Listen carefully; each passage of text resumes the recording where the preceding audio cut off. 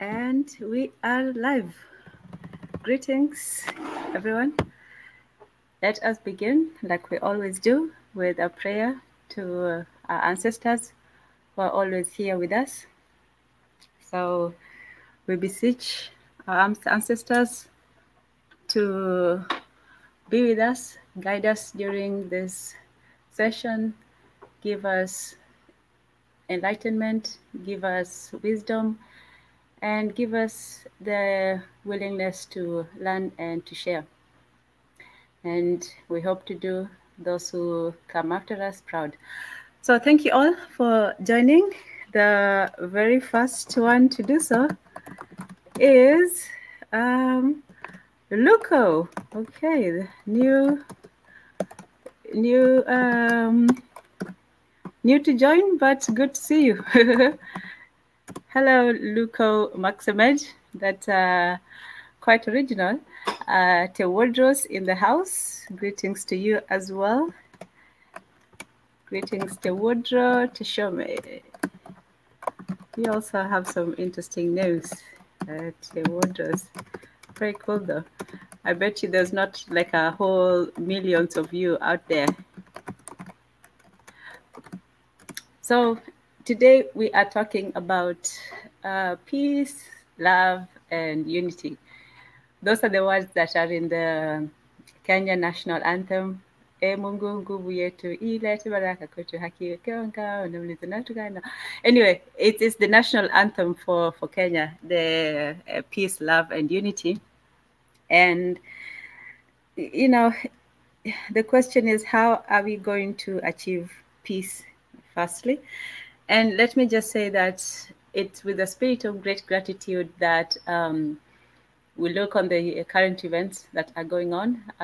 We're happy that the process of having a new leader in Kenya was peaceful, and Kenyans conducted themselves well and gracefully, and we're grateful about that. You know, there's always a chance of something going wrong or things happening and so on, but I think that we are getting better as a people, where we can resolve our differences together in peace. Now, when we talk about peace, I said it's two things. It's the peace with others, but it's mostly the peace within.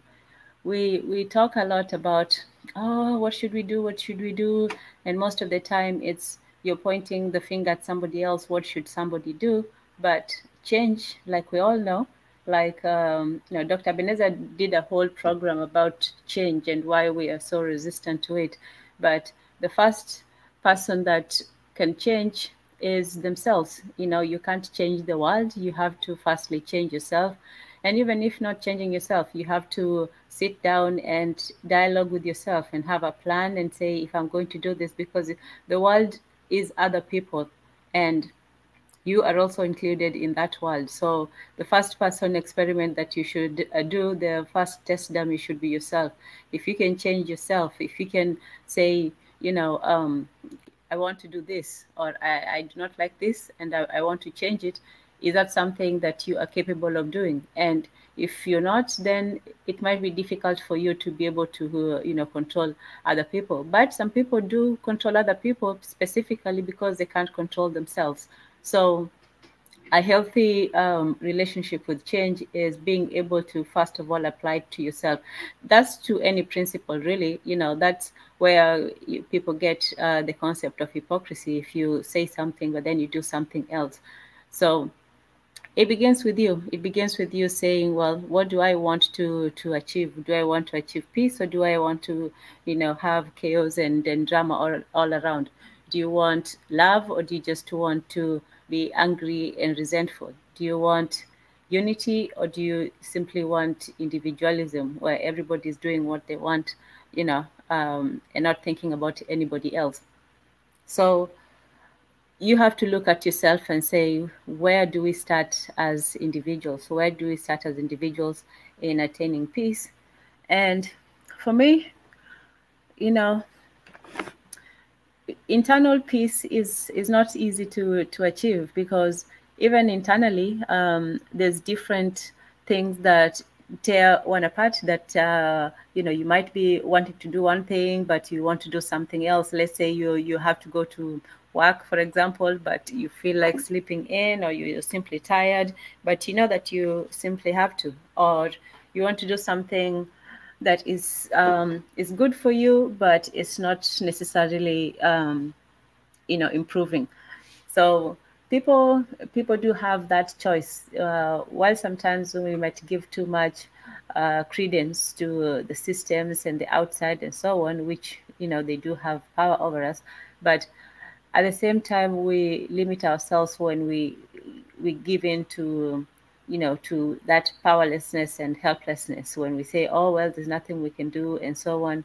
I think that the great men and women, or the heroes, they came from that thinking that no, maybe I can be different. It's not with an and from an ego standpoint, is simply to say that I can be of help. Not that I can be the best, but I can be of help. There's something I can do.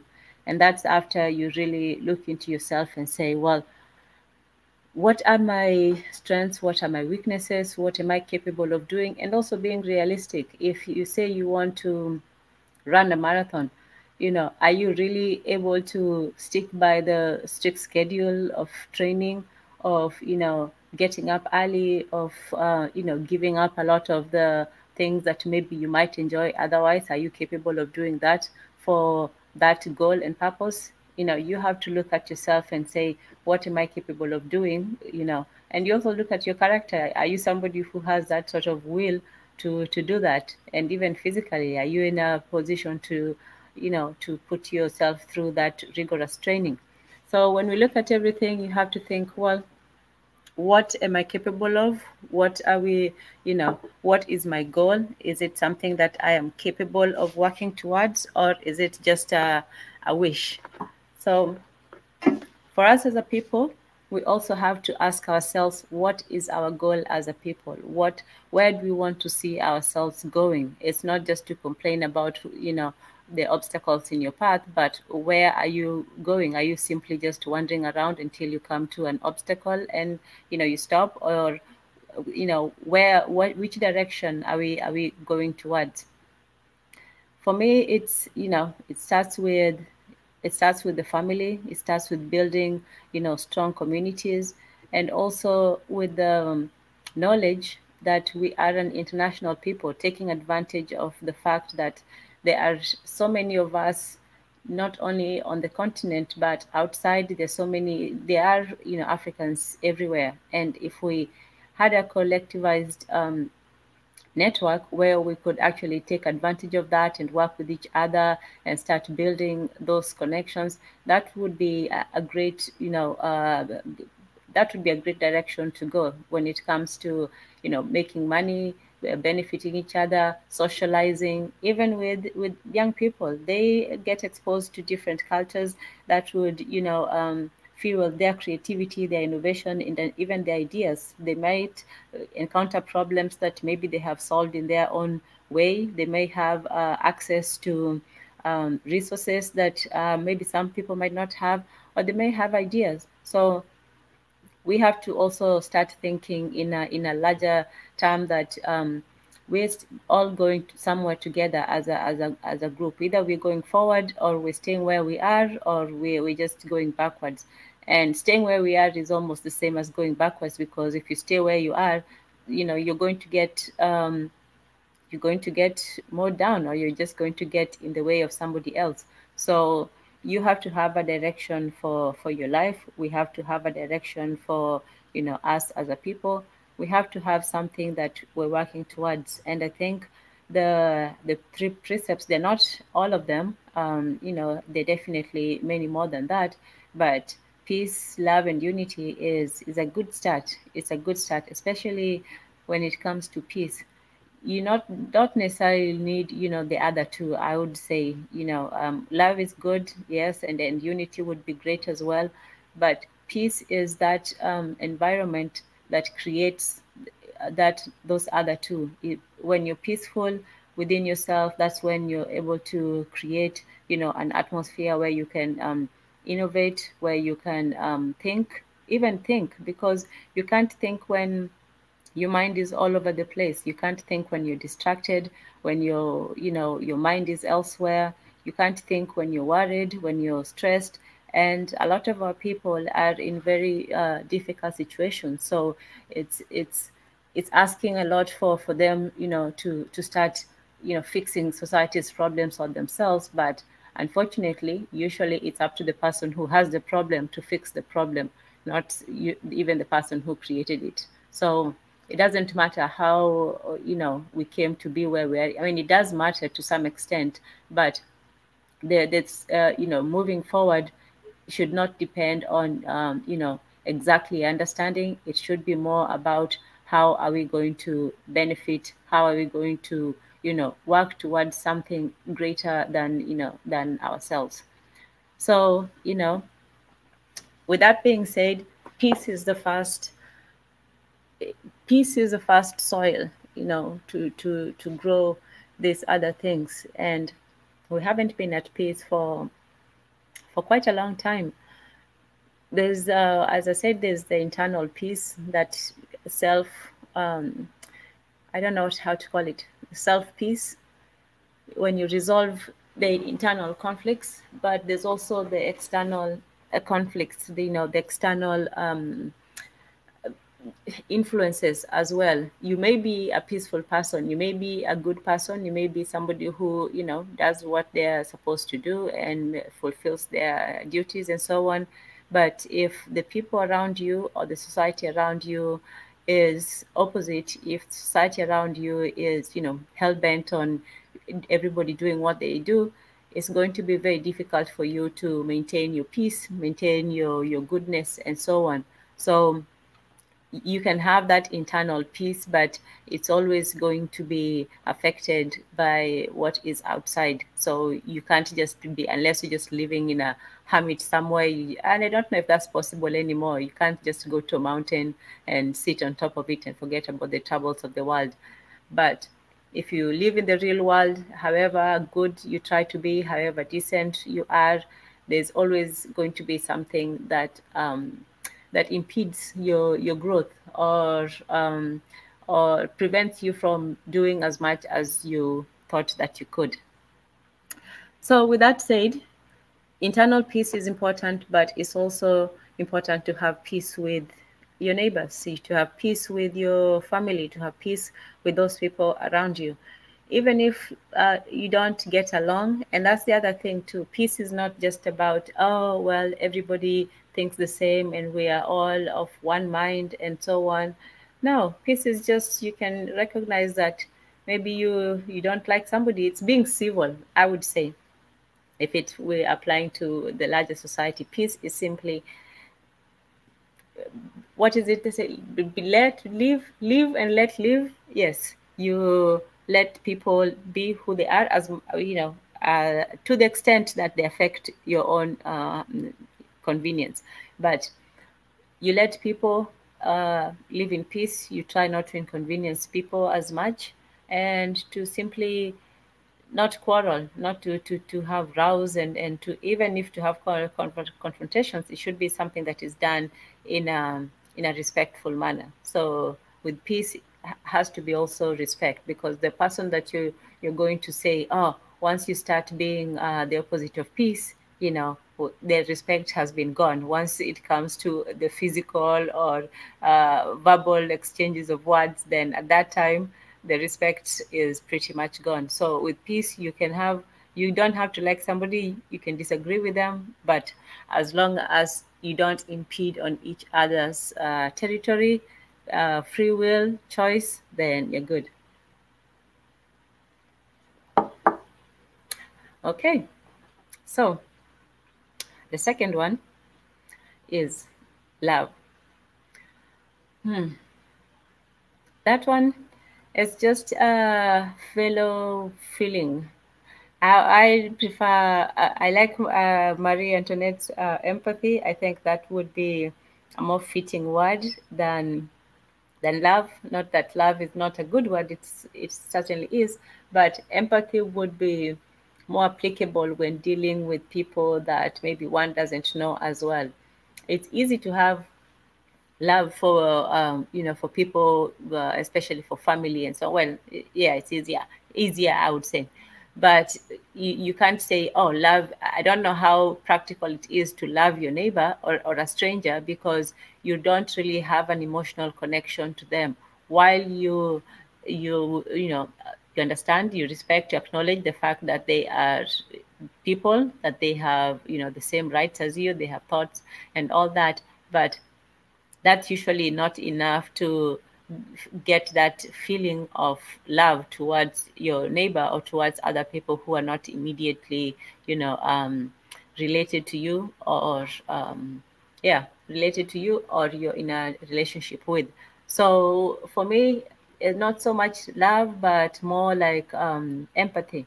So when you feel, it's fellow feeling, you feel what somebody else is feeling, even if you don't agree with the actions, you can still give them that feeling that, well, I understand you, that you are human like me, and you know, we can still respect each other, or just keep our out of each other's way. I think that's the best thing that you can do with strangers, is simply to empathize, to see them as you, in in different circumstances, so to speak.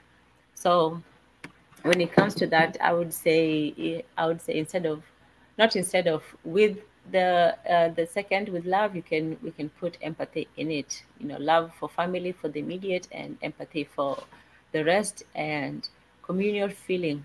That's what I would say.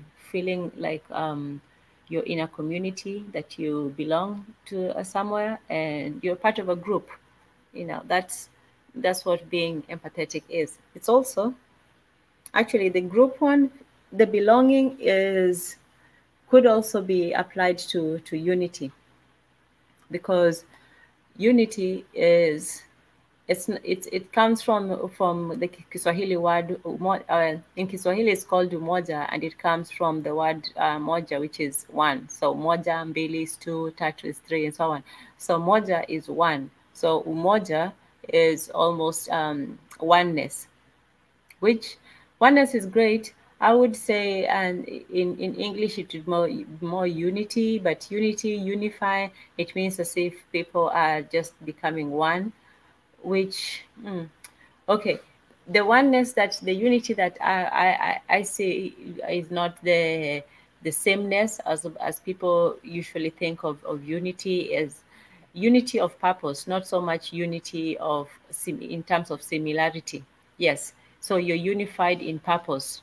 You can be, of the same group, you can be, of different thoughts and opinions and all that, but as long as the purpose is clear and everyone is doing their part towards it, then to me that's unity. It doesn't have to be, we're all on the same side, or we believe the same things, or we follow the same, rules or leader or whatever. For me, it's more important for us to have that focus, that goal, where we're working together. It's more of a cooperation than more like a cooperation, or a band, or a team, where you have a vision, you have a goal that, for the team is simply to win, whether it's scoring goals or whatever, and for the cooperation is to make money, as much money as possible.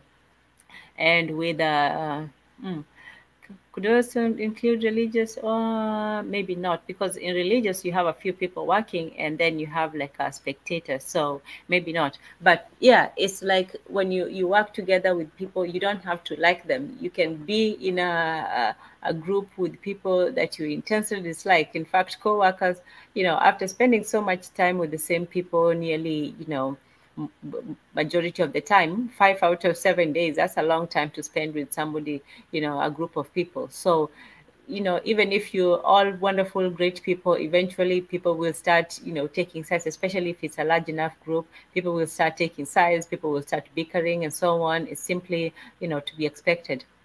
But that does not stop the work from going on. Two employees, who dislike each other intensely, and who can't stand the sight of each other, they are not going to stop. The company is not going to stop for them so that, we can find out how to resolve the dispute. They are going to go to a company, the HR or whoever is to deal with those things, so that the rest of the people can continue working, even while people are, even if people are sick, even if people are, bereaved. Nothing that stops the work from going on. Nothing at all, whether it's people in a good mood or a bad mood, whether it's the weather or not. So that sort of, dogged allegiance or loyalty to the purpose, and despite everything, that is what, unifies people. And also, it's not just unity for the sake of it, that, oh, let's come together and work with people we like or dislike just to, hang out with them. You're also benefiting. Work is not, work is not free. Labor is not free. Neither is it cheap. So even if you have to put up with certain inconveniences, certain situations, you still understand that, work is work. You have to do what you have to do. So if we can do that with other people, if we can do that, to get something, we should be able to do that with each other. We should be able to work together, not just for unity, feel good unity. That's not the type of unity that you want. You want, get good unity. You want something that people get some good out of. You want some unity that benefits its members, all of its members. You want an idea that uplifts people, not just one that makes them feel, hopeless and defeated with the world. It's a realistic one. You have to firstly be realistic and look at the world in its, entirety. But at the same time, you still have to see that as bad as things are, they can either go worse or you can make them better. And making them better is an active thing. You have to, pull yourself not by the bootstraps. It's more of, you're in a quicksand and you're sinking, and there's a vine above you. You have to grab that vine and pull yourself out. You simply have to. Nobody can dig you out. If they try to come to you, they might sink as well. So you simply have to get yourself out, unless you simply say, oh well, it's over for me. But it's never over until you draw your last breath. And that's what the resilience of our people has been, that no matter how difficult the situation, no matter how deep and quick the sand was, we still managed to, grab something and keep ourselves up. And that's the important thing, to keep yourself up. So in terms of unity, that it seems like it seems like such an unattainable goal, because most of the time we just used to fighting about different things, about our differences, about history, about grievances. But at the end of the day, for all this talk that we talk, we should want to get something out of it. When we pray to the ancestors, we pray that, they may give us their wisdom, but we have to also give the next generation some wisdom, but not just wisdom, we have to do something. Well, we have to create something and not simply point to the ancestors and say, look, they did it already, so we don't have to. No, we always have to. It starts with talk, but what are we going to do after that? What are we going to set up for the next generation? What are we going to make of the information that we learned? And not just the information, but the opportunity to communicate. That has been, until recently, almost inaccessible to most people. And even now it's not accessible to everyone. There are people who are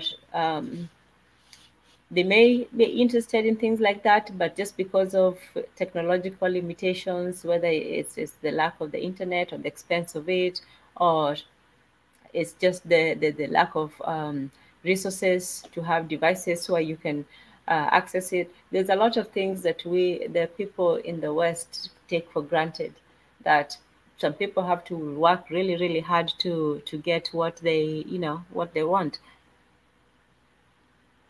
And having, the latest fancy device might not be, what is in their plan for now. They might just want to simply maybe eat for the day.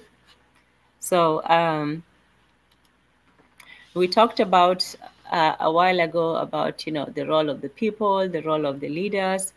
And somebody says, if the cause of the problem are the leaders, how can we solve it? If the roots of the cause are the Western ideology, how can all African come together to solve these issues? God have mercy on us.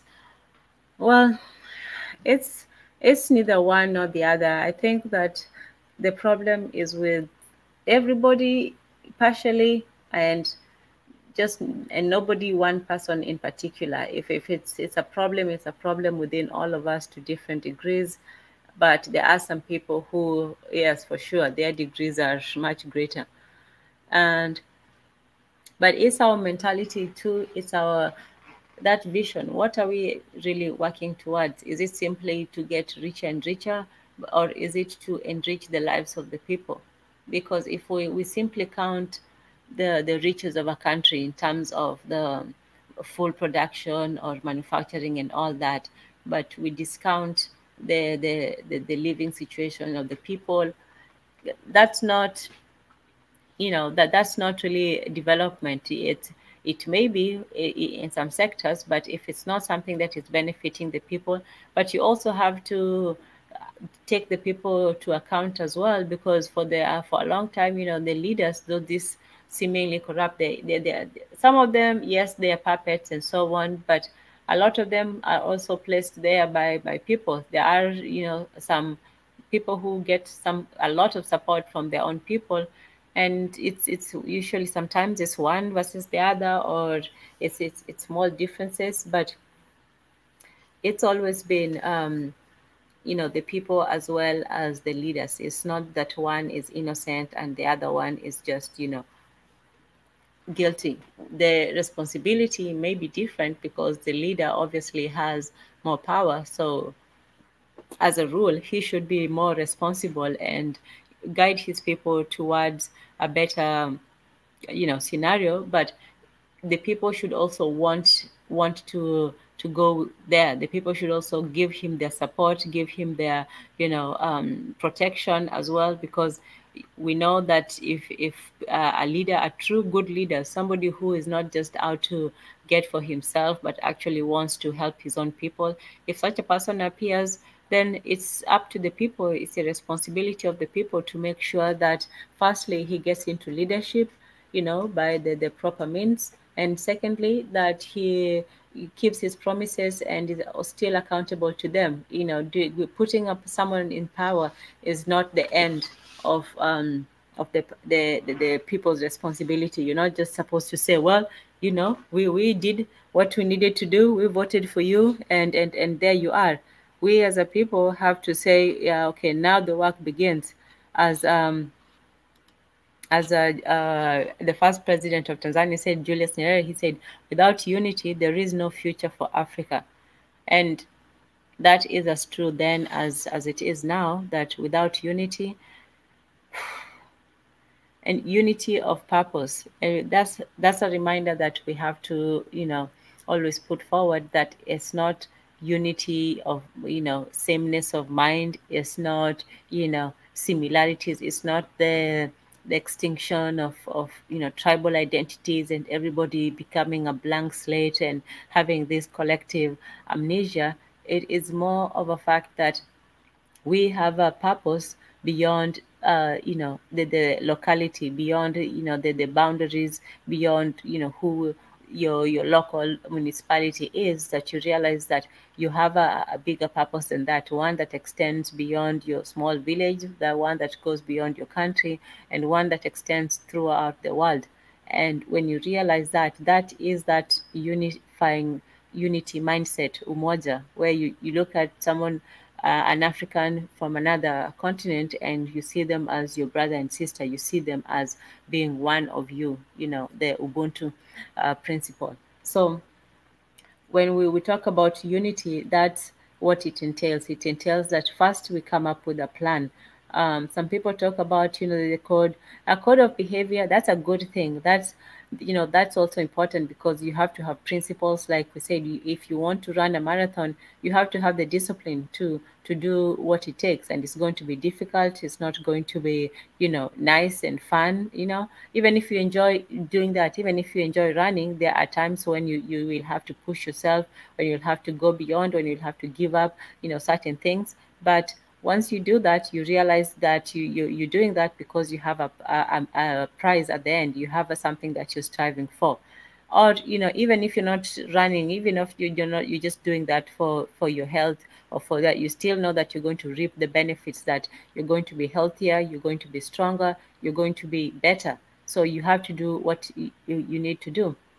So when it comes to unity, we have to do what we need to do. If it is talking to people, if it's putting aside the differences, if it's having uncomfortable conversations with people, that's what we need to do. That's what brings that international mindset, that you're not just where you are as a person, but there are other opportunities.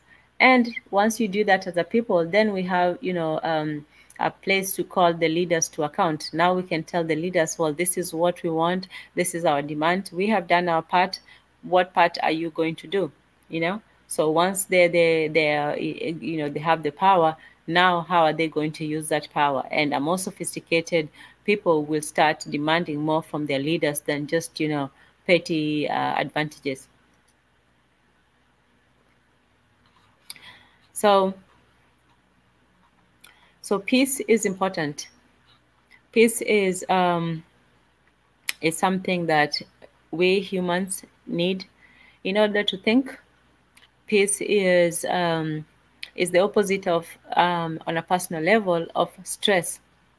When someone is stressed, when someone is under difficult conditions, they do not have the mindset to create, to do the best of their ability. They might shuffle along and give it the good old college try, as they say. But you have to have peace, you have to have stability. Even for children, if you children need that care. Children need to know that every day there's going to be food on the table, there's going to be a place to sleep, there's going to be, in fact, they don't even need to know that. They simply should just have them. They shouldn't even need to question, well, am I going to eat tomorrow? Is there going to be? No, that's the assurance that you give them, that there's always going to be. So that peace is part of that innocence of childhood. Now, you can't be peaceful and innocent all your life, obviously, but you will still need some time or a place to be, at, quiet. You have to be focused. You have to work extensively towards something. A plan, a strategy, a mission is not something that simply, happens. It's not something that, people can have those ideas, like, what was his name? Eureka. Was it Archimedes? Archimedes? Yeah, I think so. But anyway, he had that idea all of a sudden, and the light bulb. But it's not that it just came to him all of a sudden. The truth is this, that, and I think people know it with the shower principle.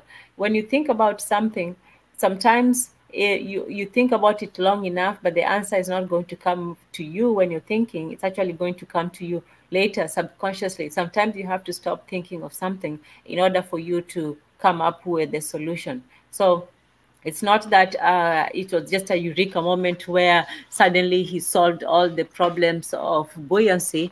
It was actually that he had been thinking about it for a long time. And you know what the problem was? It was that the merchants the king thought that the merchants were mixing the gold with a cheaper metal.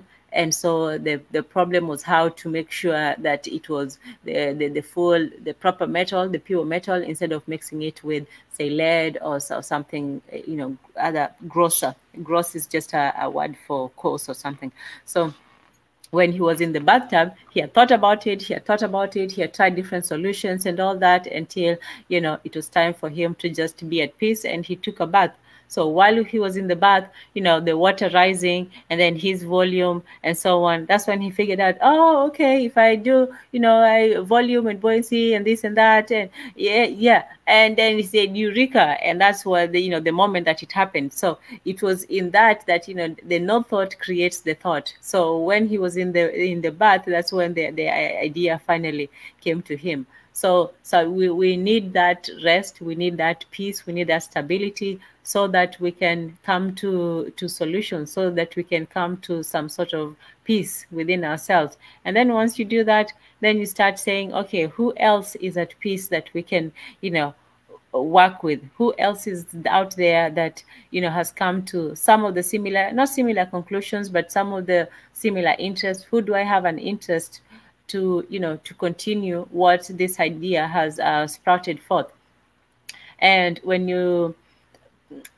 so once you have an idea, now you have to expand it. Now you have to test it, you have to try it, but also you have to discuss it with other people, because you may think that your idea is just the best in the world, that you are just a genius, but your idea is not really useful until you share it with somebody, until you tell somebody, and then somebody can also test it and see, well, how does it sound? Some people may be convinced by what you say, some people may be skeptical, and some people may just not, care. But in any case, you have to go and test your ideas against somebody else, maybe an expert in the field, or just anybody else, and ask for their opinion. And that's why you need the networks. You may be good in one thing. Or we're talking about, the innovations of the next future leaders, because the leaders we are complaining about today, guess what? They were the youth of yesteryear. They're the ones who are complaining about, were they complaining or were they praising their leaders?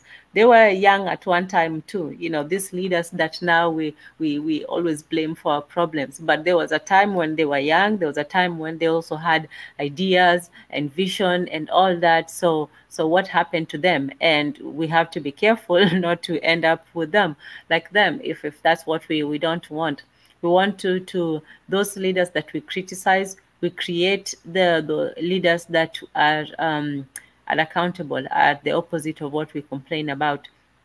And the next batch of leaders is simply going to come from, from the people. It's going to come from the young people. It's going to come from, the university graduates, the high school youth. That's where it's going to come from. So if we want to prepare them for leadership, we can't simply complain about the current leadership. We have to say, well, we want you guys to go in this direction, not just to show them where not to go, but also to say, this is where we want our people to start going. So so looking at leadership is not just to say, well, the leaders are to blame. We are looking at the next, group of leaders. Then the youth that are complaining now, they are the ones who are going to be in power in the future.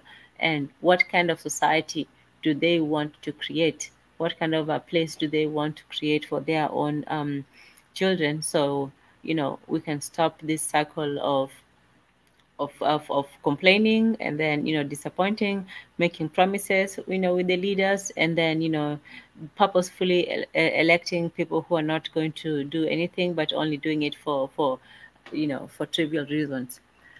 So we have to have a place, a vision of where we want to go.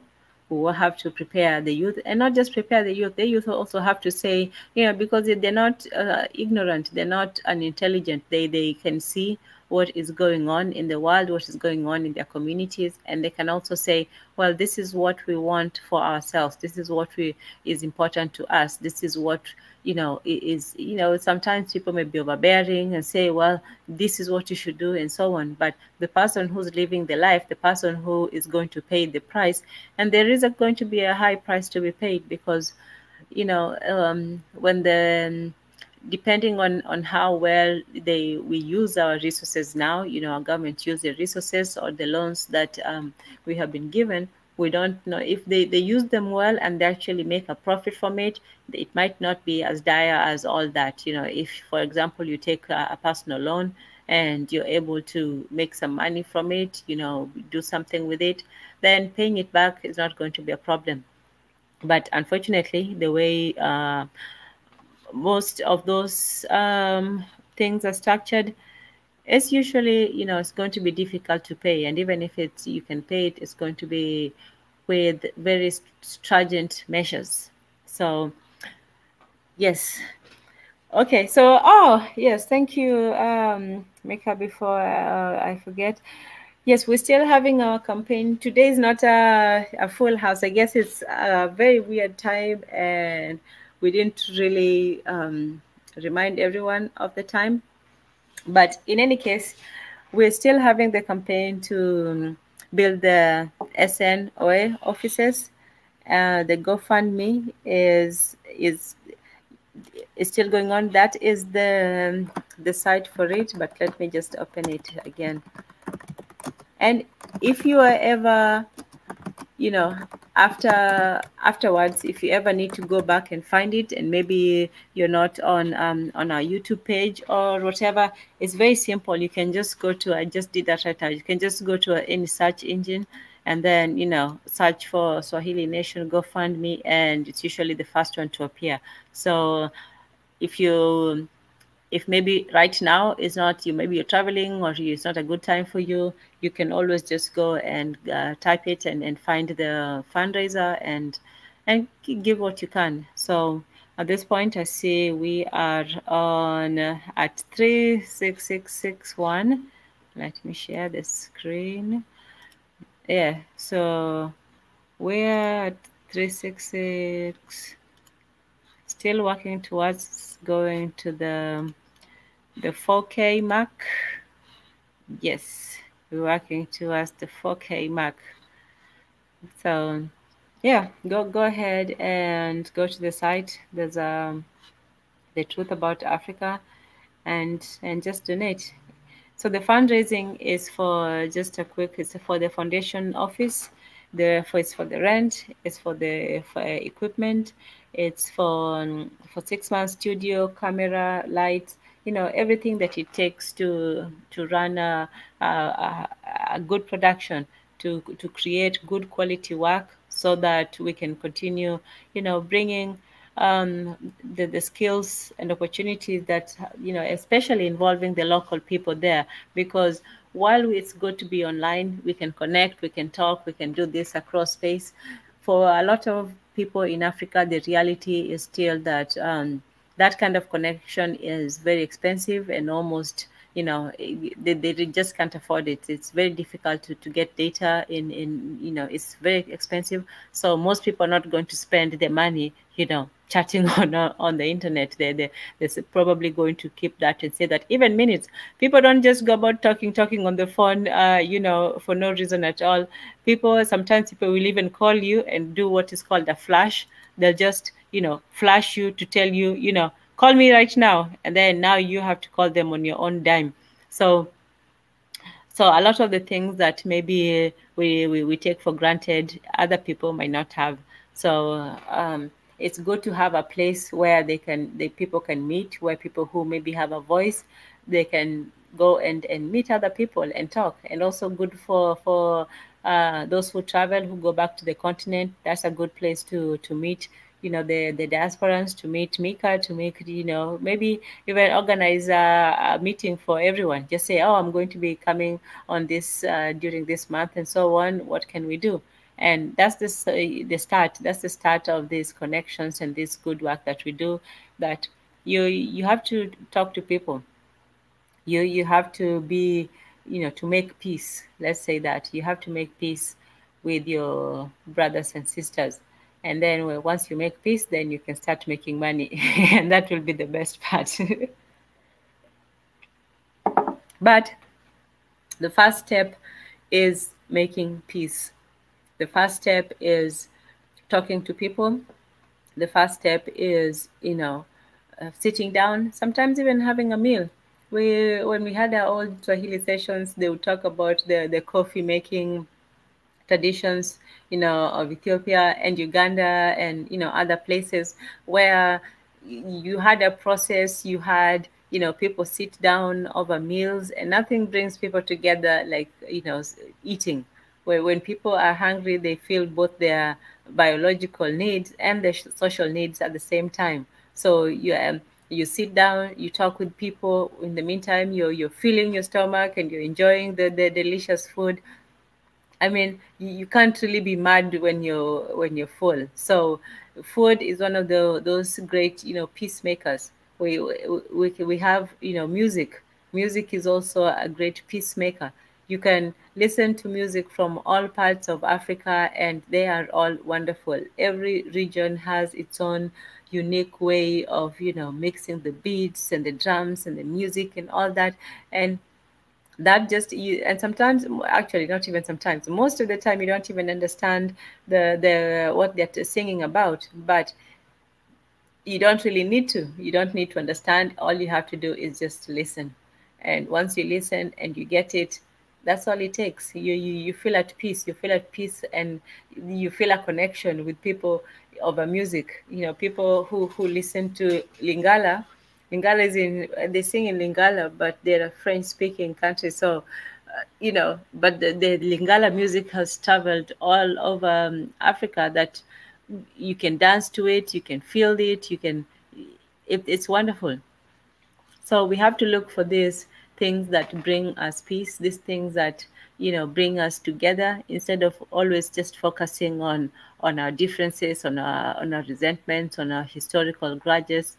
Those are always going to be there, but is that all there is? Is it just all fighting? Is there nothing positive in being African? We also have to stop being so hard on ourselves sometimes. So just try to see what is good, not in a way of denying, the negative. I think we have talked about the negatives enough. I think we have been very introspective. We have looked and we have said, oh, we don't do this, we don't do this. We are very self-critical people.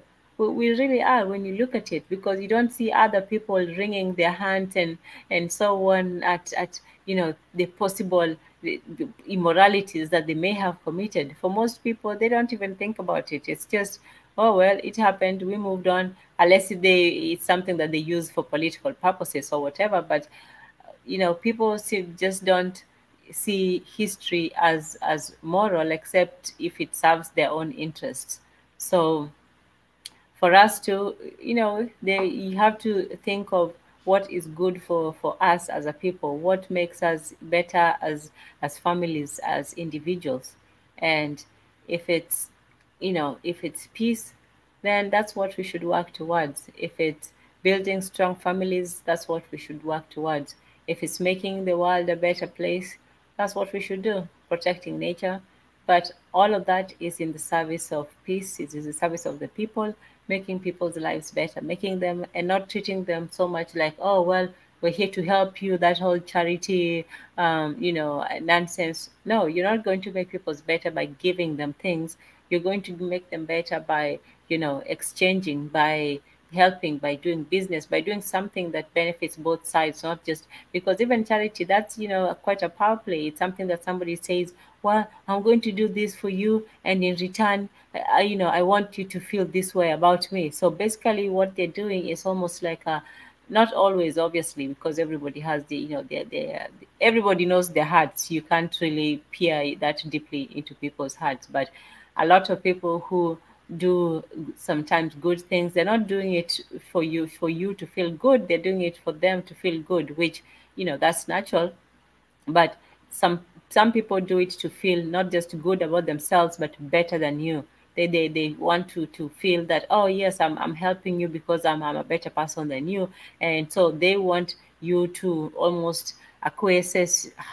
Yeah, that's a crazy, I can't pronounce it, but they want you to also accept their premise that they're better than you, and they're not only they're better, financially because they can afford to give, but they're also better morally because they give. So that act of giving in itself makes them feel better than you in two ways. So they're better than you financially and better than you socially, but also better than you morally. So if you have to accept charity, charity is almost like demeaning. Even a loan has a little bit more dignity to it, because a loan someone expects you to pay back. So they're treating you with some sort of they're giving you some sort of responsibility. But sometimes when we want to help each other, we don't help each other in the right way, and always accepting things from outside. We have to start doing things from ourselves for ourselves. We have to support each other's causes. We should support each other in their efforts. If somebody is doing a good thing, let's all say, well, instead of me just staying here and doing nothing with mine, let me help somebody who's trying to do something, who has an idea, who has a plan, who has a vision, instead of just saying, well, I won't go. When you look at other people, when they want to do something, when they want to open businesses, when maybe, and we have that too. It's not to say that we are simply inept at it. There was a time, Harambe, I don't, you're no Harambe, and then you all say together Nyayo. But Harambe was a concept where people, if somebody had the skills, let's just say, well, it was after independence, but anyway, so education was always very important. So if, for example, there was someone in the village who was exceptional, who got excellent grades in the test, then the village would come together, and then they would help the parents to pay the school fees and so on. Or if there was somebody who could afford it, the people used to just pay school fees for children, for the whole 4 years in high school. Like, just take financially adopt some children and take care of their education, so the parents don't have to worry about the extra expense, because it is expensive, especially in high school. So the parents don't have to worry about that, and the children are taken care of. So we had these systems where we help people who were in need, or supporting people who had skills. So if you had intellectual skills, if you're good in music, if you had something that set you apart, or that was, just a gift or a talent, then people would support you in order to further, your talent, and see where the farthest that you can go with that. So we did support our intellectuals. But it's not always, sometimes we don't really celebrate them enough, because as you can see, we don't have really, like the Patriots Day, Memorial Day, and all that stuff. We simply remember them, and that's it. But we need to do better about that, because memory is also very important. Memory is also part of that, the unity, and also the love, because when we remember the people who passed, we give their sacrifices meaning, we give their lives meaning, we and importance, forgetting what they did, because other people are not going to forget. They're going to forget our heroes. They're not heroes to them, but it's up to us to keep their names and their memories alive. We can't leave that to somebody else. And that's what, when you talk about Swahili Nation, it's to keep our heritage. It's to keep our heritage alive. It's to I like this quote: "Those who receive this privilege, therefore, have a duty to repay the sacrifice which others have made. They are like the man who has been given all the food available in a starving village, in order that he might have the strength to bring supplies back from a distant place." Those are the words of Mwalimu Julius Nyerere. So what he's saying, I'll read it again, is that those who receive this privilege, let me, yes, okay. So the first one was that unity, umoja ni nguvu, umoja ni nguvu, utengano ni udhaifu, Unity is strength, separation is weakness. So nguvu is strength, unity is strength, utengano is separation. Separation is what's udhaifu? Harmful. I'll say that. Monitors will probably correct me, but separation is harmful. So unity is strength or weakness. Yes, separation is weakness. So unity is strength, separation is weakness. There you go. Um, forever we're fighting. Forever we're fighting together. We're going to make it happen. Unity and cooperation. This is our mission. We join hands together, and nothing goes wrong. Well, yeah, we'll be more prepared for anything that goes wrong. And Mwalimu Nyerere again says, without unity, there is no future for Africa. Very true. There is no future. Or with unity, there is a future for Africa. That's also another way to put it. With unity, there is a future for Africa. And it will not make us rich, but it will make it difficult for Africa and African peoples to be disregarded and humiliated. Very true, Mwalimu Nyerere. It's not that unity is something that's a foolproof, bulletproof Kevlar vest, but it may be those, the wall that stops. It may be the trench that prevents. It may be the thorns that harm before they come to you. So it's not a panacea. It's not something that will solve all the problems, but it will certainly make you to be in a better position where you can actually deal with the problems as they come. That he might bring, yes, so it will not make us rich, but it will be difficult for people to be disregarded and humiliated. So those who receive this privilege, I read this earlier, those who receive this privilege, therefore, have a duty to repay the sacrifices which others have made. They are like the man who has been given all the food available in a starving village in order that he might have the strength to bring back supplies from a distant place. And that's what we were doing when, for example, we used to send people to go study in foreign countries. They would have a big old harambe. Harambe is it's a collective effort. Yes, I think that's the English translation. So they would have a collective effort where everybody would contribute towards what they could, and they would contribute towards the airplane ticket for the young man or woman to travel abroad to go study in the universities. That's how you had, all these people, the Oginga Odingas and the Kenyattas and so on, all these people, most of them traveled abroad for their education.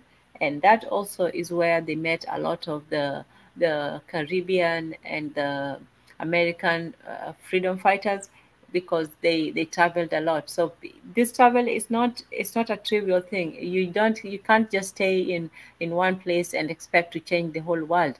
At least if you want to change part of the world, you have to leave a certain part of it. So you have to travel. And when Africans traveled, when Black Americans traveled, well, I don't know, Black Americans, I don't know if they traveled. They did travel. I know that Focus said something about I.W. Wells either meeting with Kenyans or going to Kenya. I'll confirm with him. But you have to travel. You have to, if you really, well, you don't have to travel. I mean, you can also, if you can't travel, for example, you can still travel with people who have been to different places. You can talk to the people who are from, a different place, a different, so you can talk to people. It's not an impossible thing, especially if you live in large metropolitan areas. You're always going to find, an African or two who you can eventually make friends with and maybe ask those kinds of questions, especially in terms of if you want to go to Africa, even just to visit. I would say just visit first, because man, why are people so scared to just go there when you see all these other people heading there in droves? Like the airplane had, I don't know, there was 3 layers to it, and you went up, and that thing that just looked like a whale, like a big, sea creature. And yeah, all of them heading to Africa, and yet in that you don't see many Black Americans. I don't know how many Caribbeans, but we're not really taking advantage of technology like we should. So we as people, we should start, becoming more open to each other, building those social relations, making sure that we reach across the created borders, or the created barriers that have been placed in front of us and that have been placed within us. There are also, creative barriers that prevent us as individuals from becoming internally peaceful, from having self-love, and from having a unified psyche where your different components, they are working together. It's not that you're one, you're either logical or emotional or intuitive or extrovert. It's just you have a balance of both. You can still lean towards one side. You can still, let's say, the old extrovert introvert thing. You can still lean towards into the intuitive part of it, but at the same time you still have to remain who you are. So that's all it is with unity. It's not a compromise of belief. It's not something that you simply do because, oh well, you're giving up who you are. It's actually you're enhancing who you are. And so, setting your agenda. I agree completely. Setting your agenda by Africans, about Africans, for Africans. We have to redefine ourselves. We have to be the ones who say what is acceptable, what is not, what's going to happen, and how we're going to be portrayed. We have to be in charge of our perspective, of our identity, of our presence. We have to take charge of that. So yeah, so peace, both within, it starts with you as a person. It starts with you saying, I want to be at peace. I do not want things that disturb my natural environment. I do not want to bring elements that disturb my peace or bring chaos or drama or just disorganized confusion. You want to be where you have some sort of and peace is also about self-control as well. When you're peaceful, you have some control over your environment, where you can either focus on something or be entertained by something. It doesn't matter, but you're the one who's deciding um, how to do what you need to do with your own time, or not even when you're on someone else's time. Even if you're working for somebody, there still needs to be some kind of peace, even if it's people don't always get along. So there has to be some kind of peace where people can put aside the differences for a greater good. With love, you see a lot of people, some people say they love themselves, but I don't know, some people show some very symptoms of self-destructiveness, self-hatred, self this. Even people who portray a lot of confidence, you may think that they are self-confident, but sometimes it can be just a front or a facade to hide. So self love is very important. It's important to take time to do the opposite of stress. Stress can kill, because stress is a quiet thing. It's like it just spreads through the mind, not literally, obviously, but it's something that is very serious. It's very serious. It's something that affects a lot of people, and what those people need is the opposite of stress. Sorry, it's peace. That's what people need, to not be stressed. They need to just get peace. They need sometimes to get away, or to be in amongst people. It's not always about peace as well. The way as unity, people conflate that with everybody agreeing, or unanimity of ideas, things like that. No, it's simply unified in purpose. That is it. You're simply unified in the purpose, and the purpose is to make African people's lives better, including your own. So there's that. And when it comes to love and empathy as well, you also have to think of you as a person, and the other person. Is not just you giving love, giving empathy. You also have to ask, what is the other person giving to me?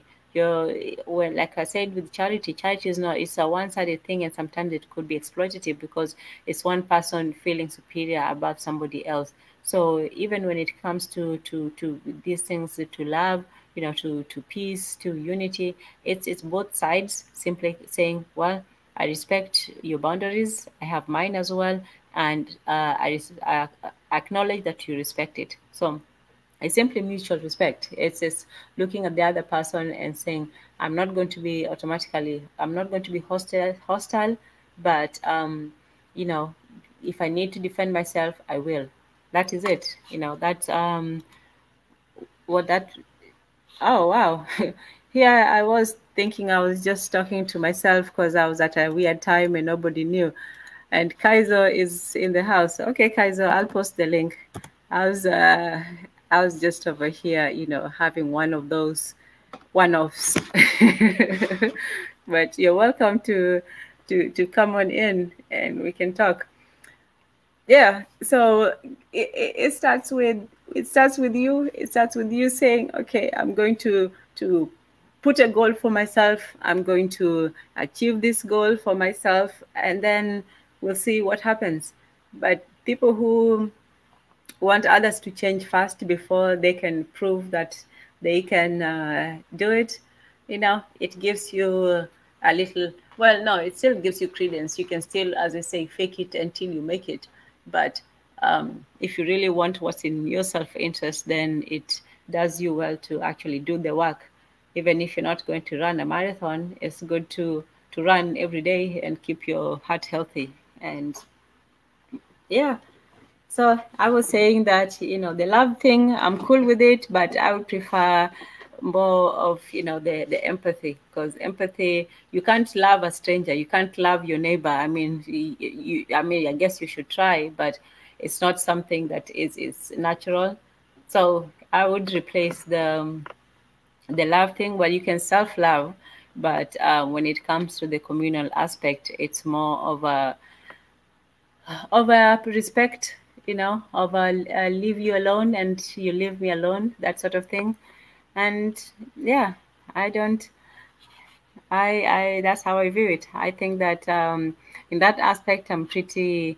No, I don't like to give myself labels, because once you start giving yourself labels, then you have to go down, the entire route. You have to accept all the maxims of whatever party you're joining, and sometimes you might just like a particular thing that people do, or you might like a certain aspect of the idea.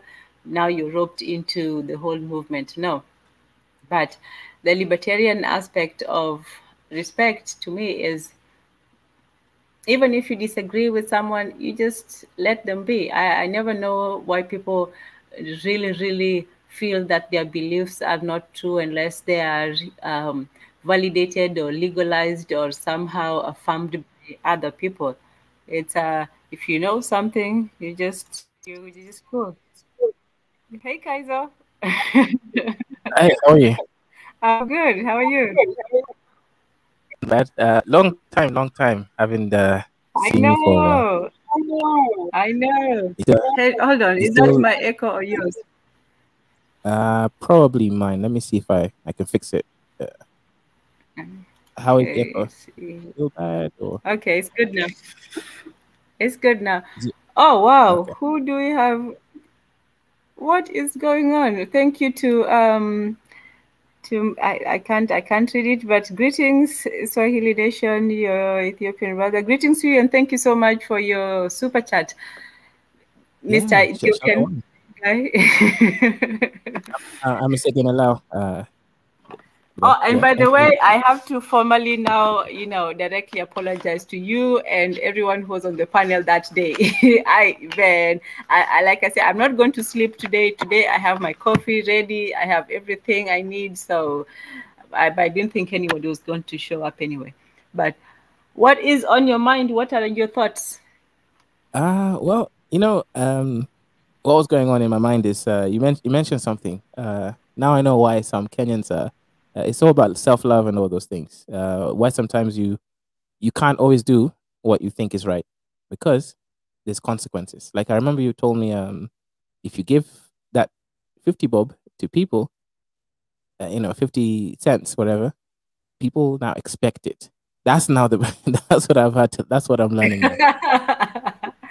You do one, yeah, you think you're doing a good deed, but it ends up actually not being good because it's not good for you or them. Like just once, they now think it's like, okay, this is they generalize you. They think that this is now your character. They actually think you're a good person. No, I'm not a good person. Okay, I am good. They think you're a nice person. I'm not a nice person. No, I decided to give you that because I had it that moment, and I just felt like it. My heart was willing to in that moment. But then they now put this label on you that you are now their helper, you're their savior, and they expect it. The expectation is now the thing that kills me. It's not even like like even them asking. They ask once, and then you can see their face almost like they're annoyed every time you say no. Or worse, I've got myself in a worse situation. There was a guy I met once. I started to buy him like some drink for like 50 cents once or twice. Now I noticed like every day, like it started knocking on my house like every other day. I'm like, I'm busy with someone, but this guy's just there. And I'm like, okay. First, I opened the door. I talked to him a little bit. Maybe I spent some time. Maybe that night this is a problem. I also bought more of this drink. And then I think at some point he just believed that somehow this is where he comes to eat. This is where he comes to drink his alcohol and everything. And now I've become like his parent or something. And I'm like, how did this happen? Yep. And then imagine, I work nights, I work odd hours. Sometimes I'm either YouTube or my other job, and basically in the morning I'm not really available, like morning hours most of the time. So this guy starts coming even earlier. Now he's knocking at Oh, 8. wow. What's going on here? So again, I'm still naive. I'm still opening, entertaining them, etc. Then I'm like, okay, something is off here. So at some point I just stop opening the door. But then instead of them just seeing, okay, clearly this guy is either sleeping, right, which is acceptable, or he's not in, or whatever reason, this guy is shouting through my, opening up the flap, and he's shouting like, David, David, David. I'm like, bro, look, clearly, if I'm not hearing you in the normal circumstances, I'm not available for whatever reason. This guy is shouting. It's like, bro, is it every day? Come and disturb me. So yeah, this is what I've noticed. In some areas, you cannot show too much what they think is kindness because it gets mistaken, and this is where you have to really focus on self love, because you just can't do some things without thinking. Like you now have to start using your brain, because even if, let's say, you give those kids, give kids who don't live near you, because if you give the kids who live near you, every day they'll be following you. You have the same problem, and it's everyone you do it to. So, and the issue is these guys, because they're not thinking about your side, they never start things. Okay, so I'm asking this guy every day. So imagine this guy was coming to my house every day, wanting me to buy him things, and not just him, it was actually his whole group of friends. Somehow they think I'm a rich guy because I spend like 100 shillings here and there, and the expectation is what made me have to like just disappear from these guys. And then when they see me, they're like, "Oh, you disappeared. Why? What's wrong?" I'm like, "Can you not think? Use common sense. Of course, we know what's.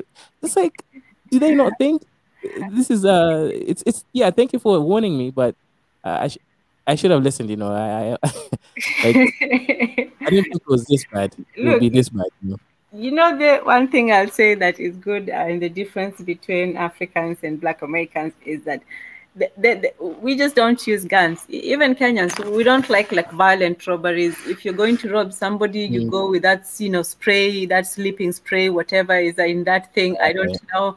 Or you go with chele. If you're a chick. But you don't just go running with somebody with a hatchet. We have subtle ways of doing things. So even these people, they're not going to rob you blind. They're not just going to go there with a gun. They're just going to rob you with their words, just quietly, every day, slowly, just draining you. Kidogo kidogo too. And that's why I was saying charity, what looks like some altruistic stuff is usually just somebody getting off or somebody just becoming dependent or codependent. So they would love that sort of thing where somebody's just on there. They would love if just someone was posted there just giving them handouts every day. Like, here, here, and that would not be enough. Even if you gave them a little bit every day, they would Oh, still oh. want more. Imagine it's worse. I remember one time I had bought myself some drink, Zinga as people call it here, Mm-hmm. and also one of my beers. And I went home. It's been a long week, so I was thinking, okay, let me go and unwind with this. Somehow this guy came out of nowhere and and he's like, oh, today I found you. He went near my door, so there's no way I could get rid of him, because I don't want to start creating enemies. Because when you're rude to some people, now that's when Yeah. they start planning against you, right? Yes. So until I leave the place, you just have to be respectful. So then Mm-hmm. this guy found me there, so I opened the door. Right, I'm just thinking about work. The guy is obviously drinking the alcohol and everything, and I say, okay, look, I have a friend, I have a friend coming over. I have some meetings, and it's almost like he's annoyed. I'm like, oh, where? I'm like, what? Uh, I was like, I have plans. So now Deep I in made the his plan. mind, he's like, see, I can go with you to the meetings, Kwani. What's What's wrong wrong if with I this just guy? I'm gonna follow you everywhere. It's like it's a meeting for work. Anyways, so what happens is I managed to, in fact, he doesn't really leave until the person arrives at the house. Wow. And then what happens is he's like, he kind of begs me for the alcohol. At least this time he begged. Last time he just took it, like he literally fought me for it. So this time he begged me. I was like, just take it. I just don't want to have this person in my house. Now, what happened, unfortunately, is this guy, the same day, do you know how many times he came back to my house? Yes. 3 times. 4 times more. Oh. And and now it's worse. I was in a meeting with a business partner about work. Actually, work that has been late, and this guy's just there knocking, and I'm like, I talked to him kindly. I said, look, I'm in a business meeting. I cannot speak to you right now. I'll see you another time. The guy is still knocking. It's like, oh, I have an emergency. You know what his emergency is? He wants 50 bob more to buy another more alcohol, even though I already gave him that full umzinga that same morning. This is as in now, what I'm learning though, I think with a person like this, these dependents who don't have their own job, they rely on their parents. They don't want to work and they don't really care about your side. I've learned, as in, be very careful when you're entertaining people, because some people, they don't actually care about you at all. There's users who care about you. They're there. They Yeah. they can truly care about you, and they'll use you. And even when the money's gone, they'll still be there because they were using you, but they still care about you. Yeah, they still like you. Yeah. You're a good trick. Nothing wrong with that. Actually, I Mm, like your company. It's those mhm. annoying ones. Me, here's okay, and it doesn't work for everybody. But for me, my principle is this: look, I'm not giving you money for nothing. You're either going to do something for me, you're going to work for me, you're going to make yourself useful, or I'm not giving you. I ask people. So you want me to give you money for a beer? What? You don't think me? I don't want my own beer? You think that beer filling your belly is going to get me drunk? So you have to, Yeah. yeah, you have to say what's in my interest. Mi najisaidia na nini? Nikupatia 20 bob, mi nitasaidiaje? Unajua, you have to ask Mm. somebody, like you ask them, put that burden on them. Like, you want me to buy your beer? Why? Am I your brother? Am I your sister? Would your brother be buying you a beer even now? No, Yeah. most of the time, no. And but it's interesting when I saw this guy's behavior, and I was like, okay, you really do have to open your mind, because this guy will be willing to ruin your work, because as I mentioned, that was my business meeting, and he's still trying to talk to me and making noise for me, uh, for his own emergency, which again is he already So getting what did you the alcohol. how did you approach him? Because I still don't understand. Me, after the second knock, like, no. What did you tell him that he could still come back a third time? I think the issue is I lack maybe that courage to just tell people to go away. I think that's Ah. so they Remember create what their we told own. you the last time? We Mm, told you, get somebody to work with, and that worker is going to take care of things like that. You tell them, mm, mwambie huyo mtu asirudi hapa tena. You tell them to, they won't even disturb you. In fact, they'll you're right. disturb this guy more. They'll be like, oh, is he, is he in, and there'll be more respect. If people feel that like they have access to you, they will take Yeah, advantage of that. Hey, they will be right. waiting for you. They know your schedule, what time you, even if you're at your home, ati anajificha anajifanya ati ako home. These people know. They know the watchman, they know what time you're in. That's their full-time job. When somebody doesn't have a job, that their full-time Mm, job is to watch you and to you're watch how they 100% can right. get something from you.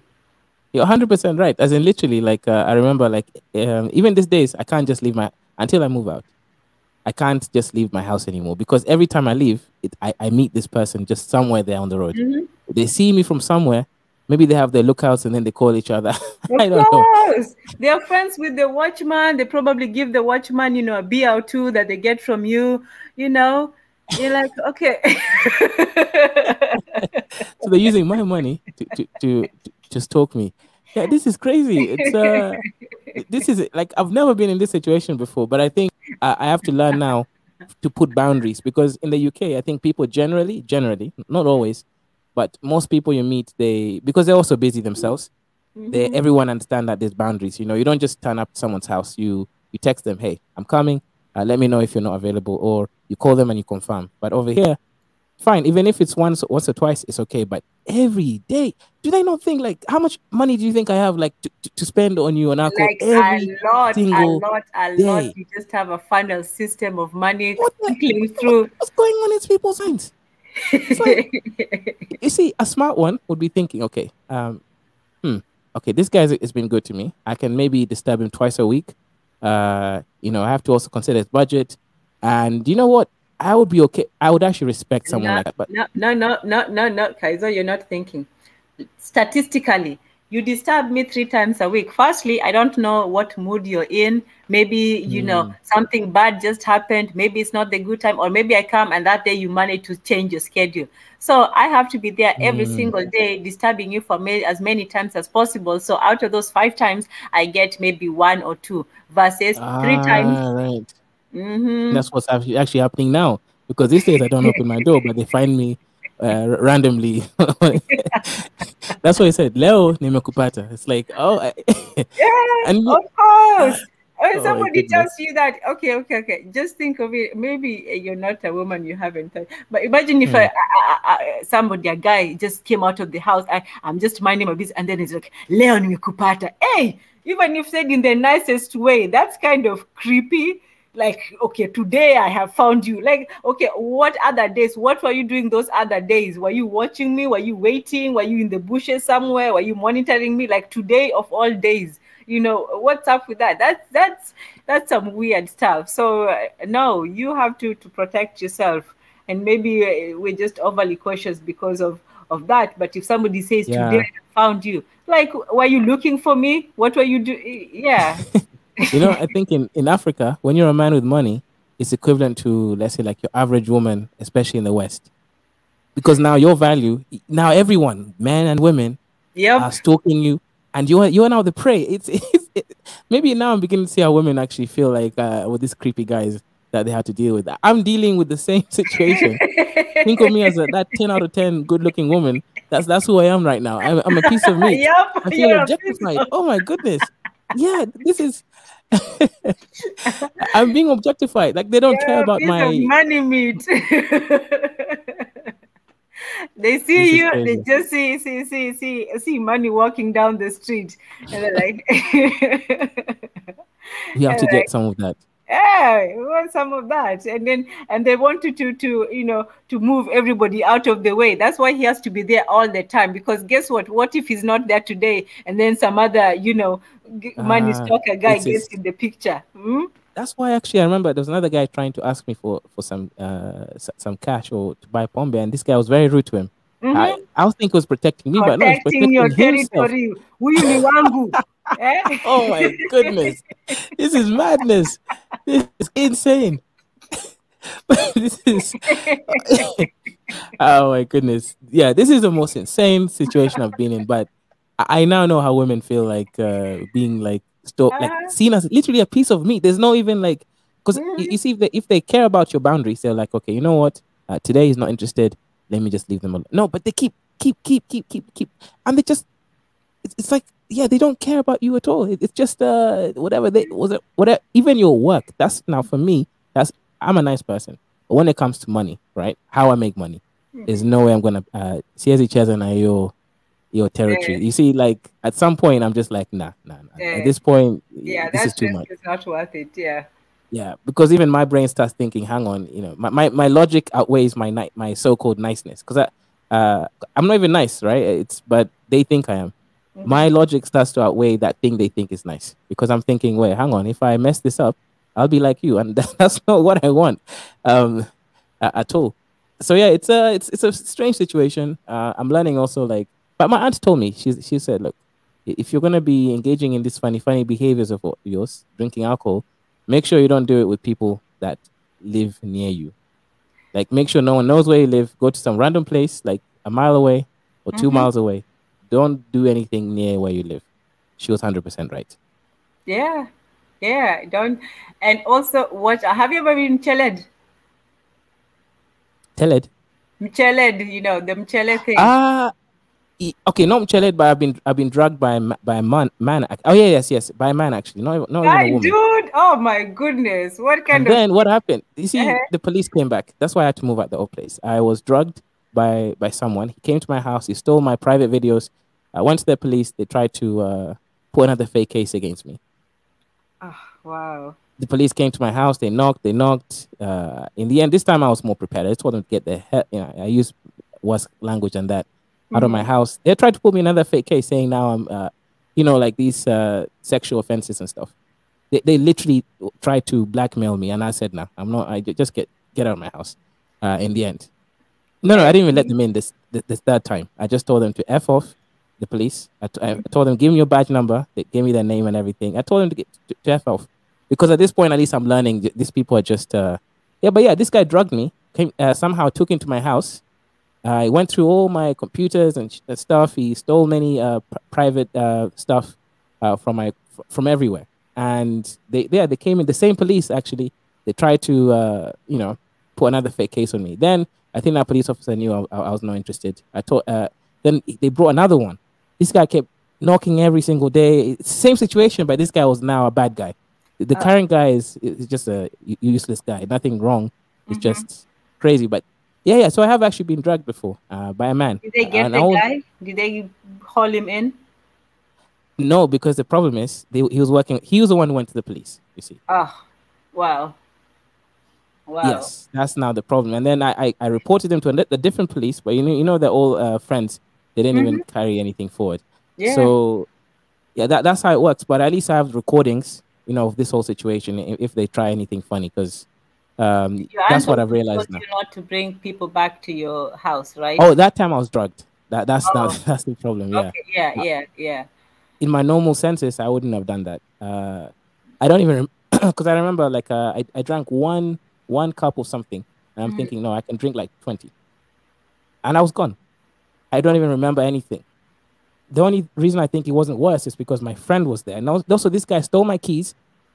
And again, stupid guys, he stole all my keys. So I'm like, okay, clearly I can't find my keys, so I'm gonna have to buy a new padlock.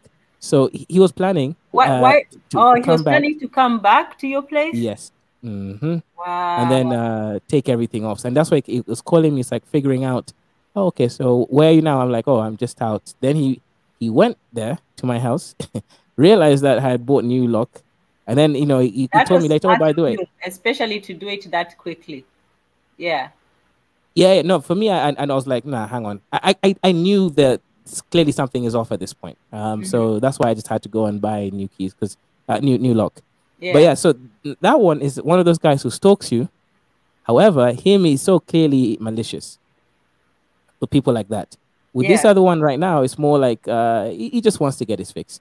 Not a bad guy at all. He's just wants to get his fix.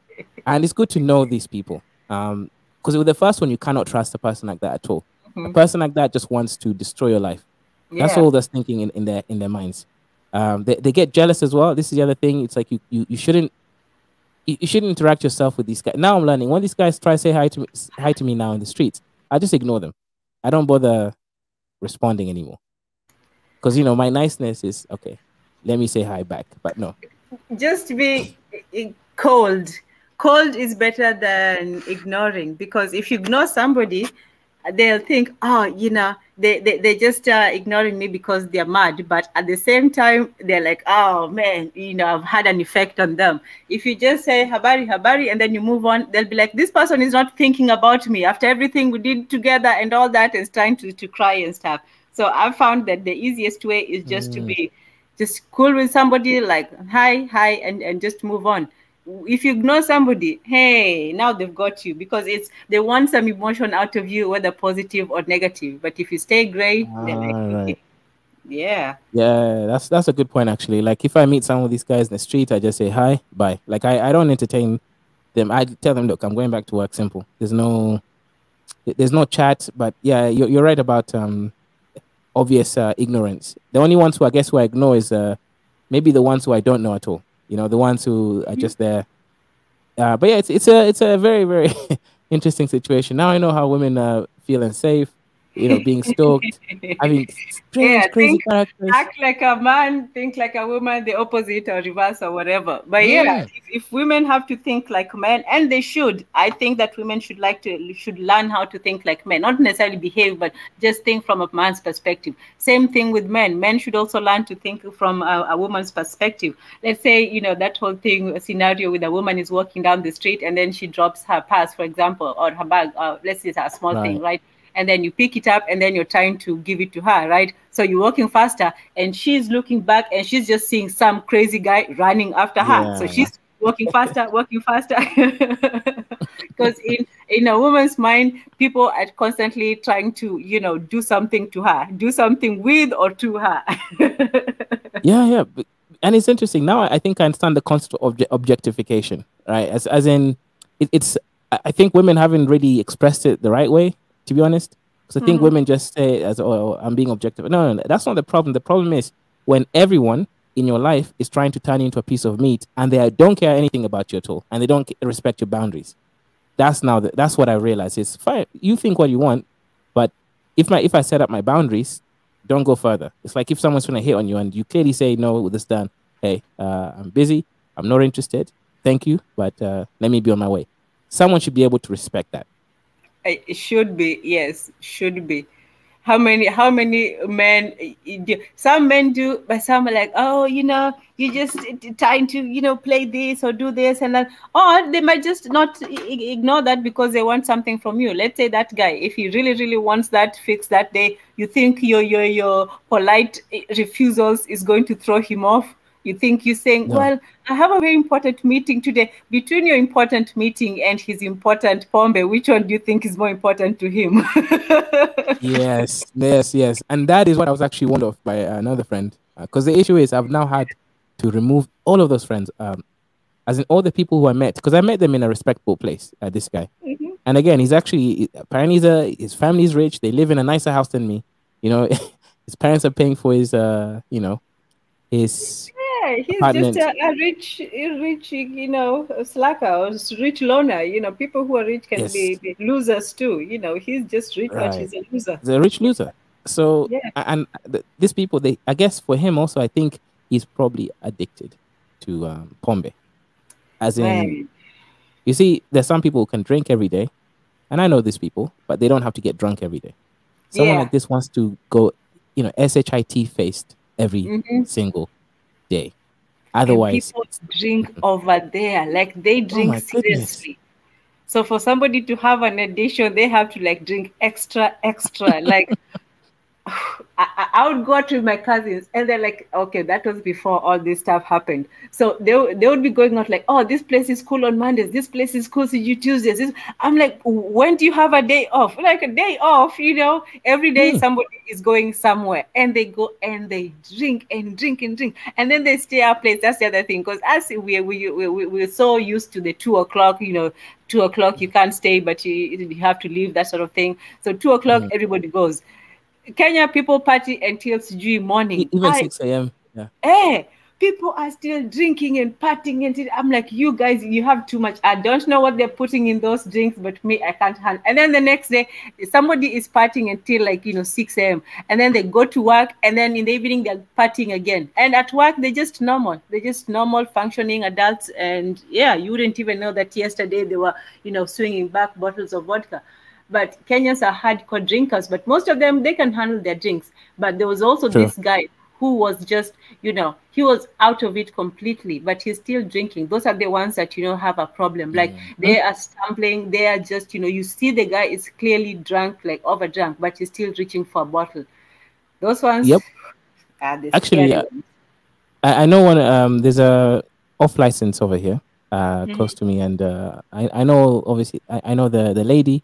You know, she says, "Well, Nanga man and Omingi." I think people, anyways. It's just yeah, because I'm not some crazy person. You know, if I just relax, chill, and I do my thing. And one of my employees is actually a guy who again is a drunkard. Uh-huh. There's this Somali guy who's always drinking every day. He's always drunk every day. And I think she knows that he actually drinks at work, as in he's not paying for it. Yeah. He's made an agreement with him saying, look, just make sure that my profits are still a certain level. And the other guys, again, every time you speak to him, the guy's barely able to hold his his work conversation with you. He's just looking, yeah. And he seems like a nice guy and everything. And at least for him, he's smart, because apparently he used to get beaten by people, telling go away, because he was useless. But now he found himself a job. Now he can sustain his addiction, and yeah. So But he does the job like he's still competent at his job, I think right? he's more competent when he's drunk. Yes, actually, than when he's sober. And you know what? I hate to say this, but there are some people who are slightly better when they're drunk, just slightly, not like all the way, but Right. But it's like that sketch, Mitchell and Webb, where they were like, we the secret, the secret to ruling the world is to have just a glass and a half of wine, and that is it. If you have more than that, the whole world will be destroyed. But in any case, you only right, yeah.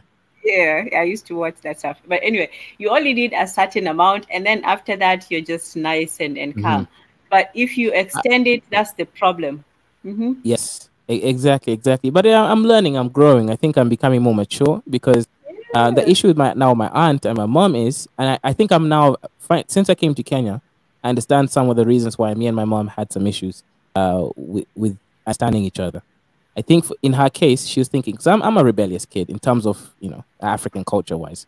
Obviously, I'm not, right, when you're looking at context, but from her mindset, she's thinking kids who don't listen to their parents turn into criminals, drunkards, Yes. this, and this. So when in the UK, I'm like, look, I'm finding out my own way, because I was very straightforward. At some point, I realized, nah, I can't be controlled. I have to find my own path, especially as a man as well, because how can I lead my family if I'm having someone who's holding me down to their own whatever reasoning and preferences. So I noticed that for my parents, they kind of thought maybe I am like those guys in Kenya who just become useless because they didn't listen to them, even though the Yes. evidence is against that. They grew up in that environment, and in that environment, when you don't listen to your parents, you do become these useless guys. That's what I'm seeing around here. Yeah. So yeah, now I'm getting them, because even my aunt was like, "Oh, Kaiser, you're getting yourself in this trouble. You have to improve your character." I'm like, "No, my character is the problem. I'm too good." It's like, no, that's the problem. She is just looking at you like, he's gonna learn. He's gonna learn. Yeah, man, it's insane, but at least now I know what's happening, and even when you're doing good things, it's this element of pragmatism. Even let's say so which do you have a religion at the moment, or what's your belief right now No, me, I about? have none. Okay, you should. I just hedge my bets. Okay, so what's your bets right now? Is it on Christianity, Islam, Kaizoranism? You can join my religion also. No, none at the moment. I threw all my cards on the table, and I'll just be like, hey, I tried a bit of both, so give me credit for that, partial service. Yes. Okay. I see. But are you not afraid? Because for me, I don't. One of the reasons why I don't want to die is because I'm thinking that, look, what if hell is just like imagine the dirtiest Kibera house ever, and that's your hell. That's why sometimes I'm thinking like, you know why? For okay. me, I can't believe that it's that. I have because if we can create it on Earth, then it can't really be that bad. I think that it either has to be something, on a very terrifying scale. And for me, it would be something like the realization of the utter meaninglessness of the whole world, or the utter uselessness, or the evil, or something like that. So some crushing, devastating truth that you learn. That would be hell for me. Oh, but material health, if it was just dirt and slime, we have more than that here on earth. I don't think that, that we would have to wait all that to go there, even with the pain and the tortures. I think we humans here on earth have more than created our hell. There's nothing more for Satan to create. The Scotch, what was it? Fire and brimstone, gnashing of teeth. We have whole movies where we get Yeah, more true. creative. True, and that happens in some places. We've seen the Holocaust, we've seen the slavery, we've seen all these Yep. things where people are put through, terrifying situations. You're right. You're right.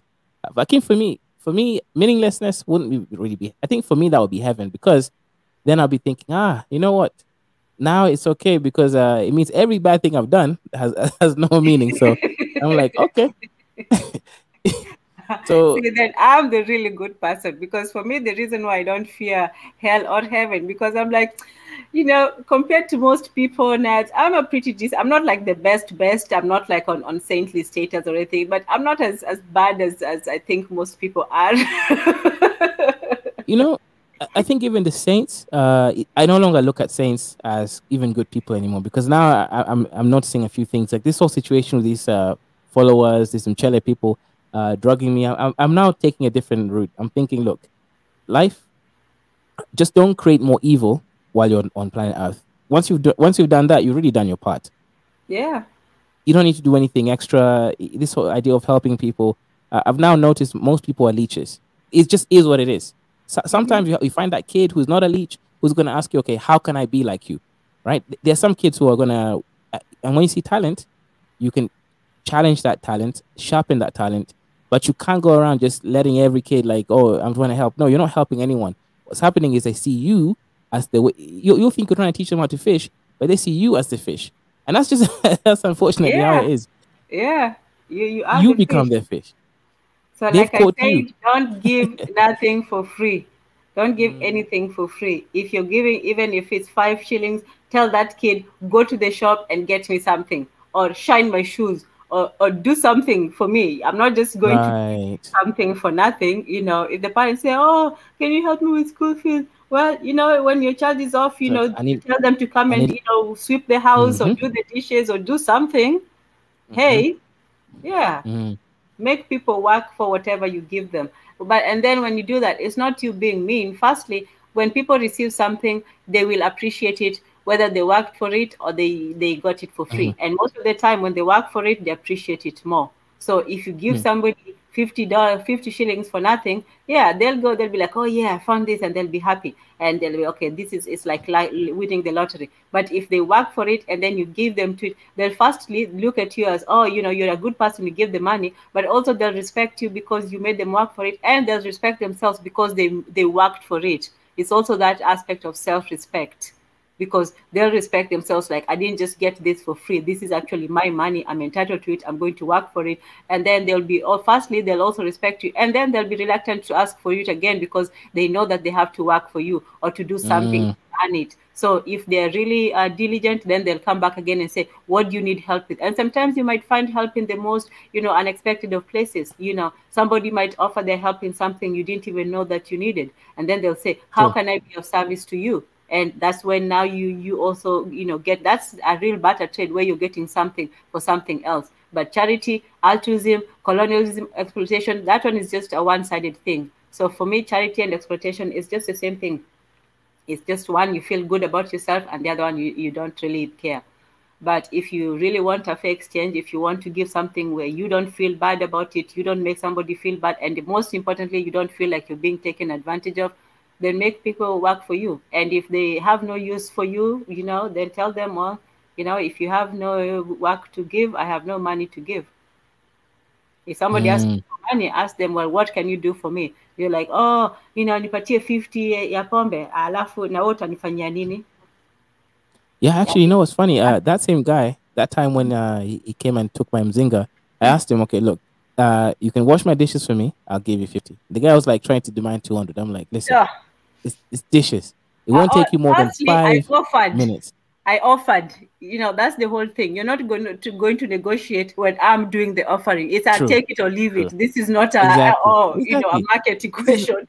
Yeah, yeah. Good point. Good point. Yeah, yeah. Because now they think I'm like, so I was like, bro, um, 200. I can get the mama from whose job is to do this to come here and clean my house and wash my dishes. So why would I pay you that much and you're not a professional? Like yeah, it's like, bro, then the same day is when he came begging me for that same 50. Imagine if he did that job, because that's the other issue. Some of these guys can't think beyond time because he knows he's an addict. That 50 would help him. Like, he literally the same day. That's when I was in a business meeting and he's now begging me for the same 50 that he could have gotten if he simply did his job. Yeah, yeah, it's a very interesting situation. But yeah, 100%. I think even now when I negotiate with the mamas, right, who will clean, I just tell them, look, I'll give you 400. This is the clothes I have. Here's a picture. And usually I just don't bother. I don't like to negotiate with them anymore. I just tell them, look, that's the money that I have. My budget is not going beyond that. You decide. And she's like, oh no, I can't agree without knowing this out. Then in the end, I'm like, look, you can come if you can do the job, you can, and if you can't, you can't. But yeah, Yeah. it's just this whole, I don't like to start going back and forth with people over prices sometimes. So I'm just like, yo, now I just tell them, look, 400, that's my charge. I take a picture of the clothes, and yeah, they either accept or don't accept, because like maybe she doesn't seem to realize there's 20 other people sitting there.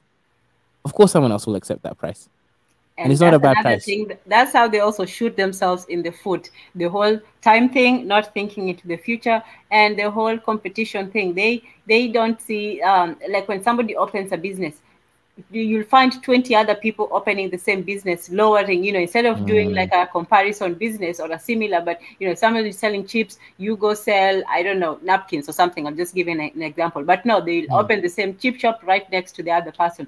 So they don't look at the factors of competition, of the market, of the space, and all that. It's just, oh, okay, this is how it's done, this is how I'm going to do it. So with that one, yeah, just take it or leave it. You can, if you're a negotiating person, and some people enjoy it. Me personally, I don't, but some people enjoy it, and they can go and do all that, haggling back and forth and things like that. But if you're not in the mood, especially if it's not something that is crucial to you, like, yeah, you can afford to be choosy. You can say, hey, it's this or nothing for you. And if it's nothing for you, that's not my problem. And then you just put them out of your mm. mind that easily. True.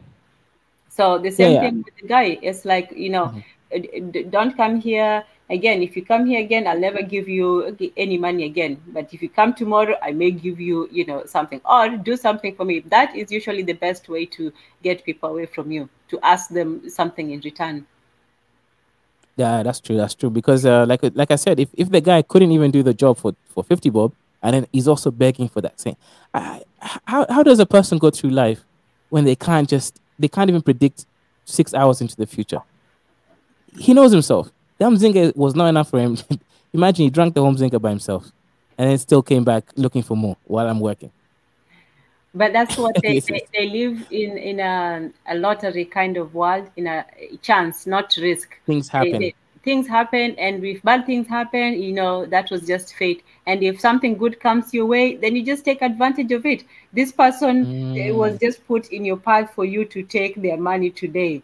It's like, mm. somebody finds a suitcase full of money, and they're like, oh, thank good God, I needed this money. And meanwhile, somebody lost their suitcase, and they're like, oh no, God.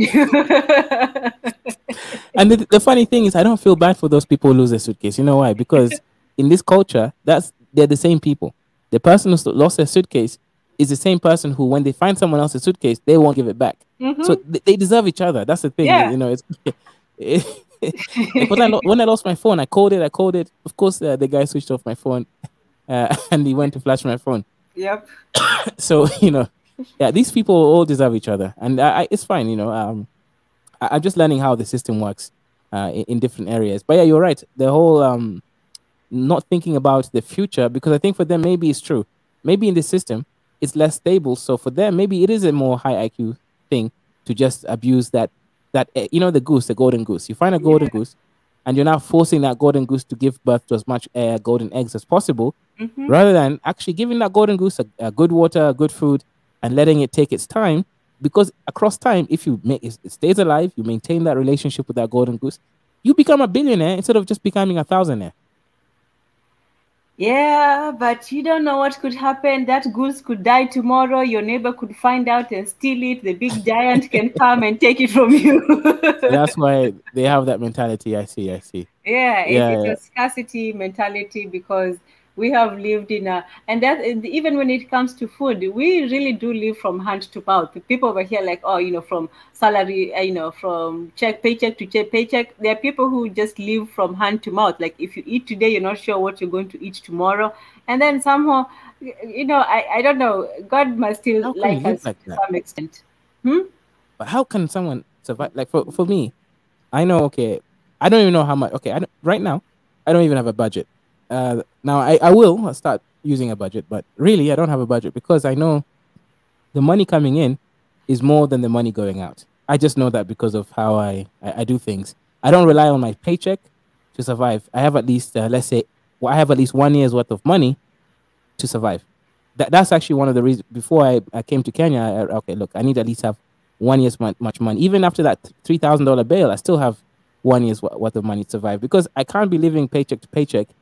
It doesn't make sense in an environment where there's no social, what do you call it, the money Man, that they give. it's rough. It Right. is rough. There's no Yeah, social no support. net. Yeah.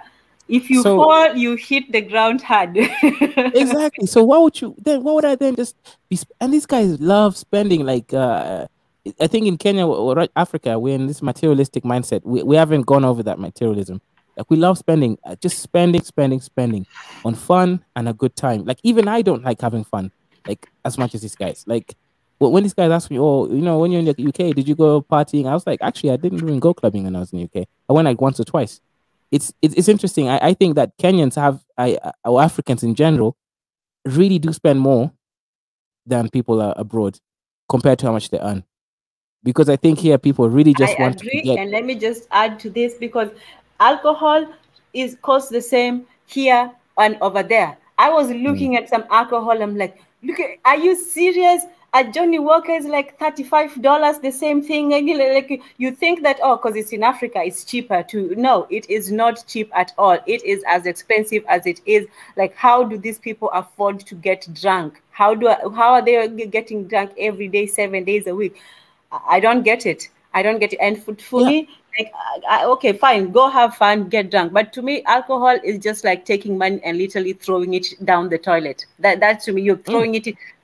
It's such a waste of money. Such a waste of money. Do you need to get that drunk to have a good time? And if you have to do that, are you really having that good of a time? But Yeah, anyway, and they do it way too much. Actually, even beer. Beer here is actually beer is in the UK. Beer is like you can get one for £1. Actually, even okay, the cheapest beer is £1 in the UK. £1 is like it's like $1. What $1.20 right now. So in Kenya, a beer is minimum is 220 shillings. 200, 200, 250, yeah. Yeah, be exactly 220 to 250. That's basically around $2 for beer. That's way more expensive than the UK actually. So God knows how these people can afford to be drinking and getting drunk every day. And now I get it with this whole women who are complaining. Oh, my husband has spent all the money on alcohol. Now I get it. Now I know what's happening because he's taken some other woman he met to eat nyama choma and pombe and doesn't care about the family. Yeah, it's an interesting place. People are growing, and at least I'm learning. I'm just learning about people. I think that's the biggest thing that's happened is learning how different societies function, the different rules, and the different beliefs. Because I found, for example, there was this guy from Kibera who was found with a what's that thing where you lock someone that handcuffs. Now in Kenya, handcuffs being basically in possession of government, military or police equipment like handcuffs or uniform is illegal, and you can be put into the criminal court What? system. Even And handcuffs? yeah, even exactly now, the What worst part the? is, What about the fluffy ones?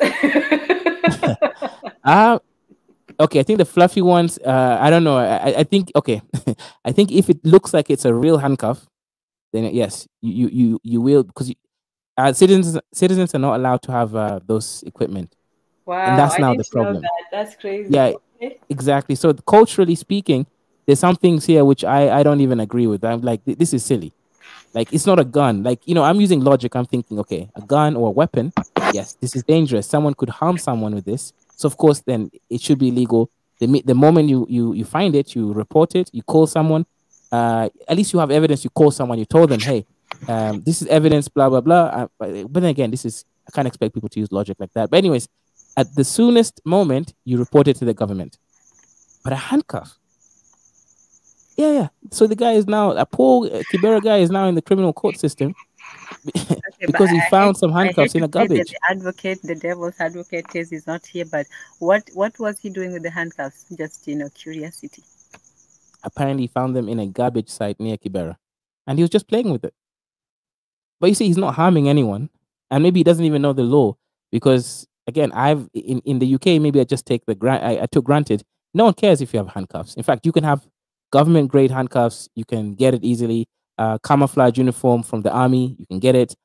It's not illegal, to wear these things. But in Africa, unfortunately, I know why they have them because some people will use these things to pretend and impersonate people. Because here, people still do those kinds of crimes, impersonating officials for either security breaches, etc. So I know why.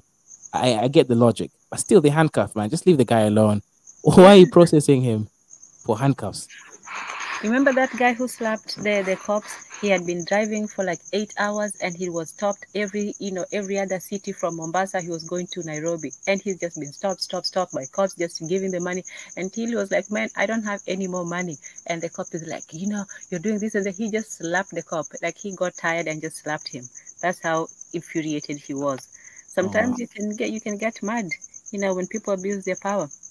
You're exploited by your own people and then you're abused by the police. Man, you get tired of stuff. So what happened to him after he slapped the cop? Did they? They I don't took know. him in and then they gave him like I don't know, he spent like a week or something in jail and then he got out. But they were trying to do more to him and then people were like, man, yeah, people were on his side. Or people found out. Yeah, because yeah, like no, I get him. Like, look, he's probably a worker for someone else. It's probably not even his own company. It's not. He's working, and every checkpoint he's being stopped. Of course, you at some point you're just like, what the hell? Now, can I even make any profit here? Because my boss is also going to be expecting me to, Hmm. maybe he only gave me 200 to pay for the budget. Now That I'm is being the asked to pay exact 1K. Like, situation. It's like now I how? have to dig into my pockets I'm paying to work, you know. Yeah, that corruption there has to stop because it puts people off. Just for like the people with money, they don't want to get involved in some of these low level businesses because they're thinking, look, I'd rather just work online. Online, no one is out here coming to my house. At least the good thing about Kenyan 2010 constitution is this police cannot see how so stupid that day I went with them. They cannot come to your house and arrest you without a warrant. Oh, You're the stupid one who doesn't know this, so you go along with them. Yeah, they can't. Legally speaking, you can just refuse to open the door. Now they can break it and do whatever they want, right? But then, if you have evidence, you can make them pay back if if nothing goes forward. So they have to, the issue is they just can't arrest you like they used to anymore. They follow a similar system to America or the UK. They have to come with a warrant, and you decide whether they open the door or not. They can break it, like I said, but they have to pay for everything later on when it's discovered. So there's some rights that we have which we're not even aware of right now. what do That's you that's think the issue. about the supposition that the reason why they're so corrupt is they're not getting paid enough? That if they paid Not them, sure at all. huh? I don't believe that at all. Wow. Okay. How Not come? even a little bit. Because okay, okay. What I think is if the economy in general was a lot better, then the corruption as a whole would reduce. But if you pay the police even 100K a month, the issue is we live in the culture. It's a culture. It's not even the money. It's a culture. So the culture of corruption is so deep in the system that even if you pay them more money, it's not going to change anything. What you have to do is you have to rise the whole economy of the whole country for the corruption to actually decrease. So you pay the Kenyan police more money, but they'll just be corrupt as well. Because here, if you think about it, like this idiots who accuse me of stealing the TV and everything, I'm like, bro, this form factor. Why would I take a 50 or 70-inch thing? Why would I take something that's not that expensive when there's something else way more expensive and smaller? The spirit of greed is here. People want everything, even the spoons. If you notice, the thieves, they'll steal everything that they can, even spoons to sell for 20 bob. So the point is, the spirit of greed is what's actually dominating. I would say most African countries. It's not the lack of pay for the police.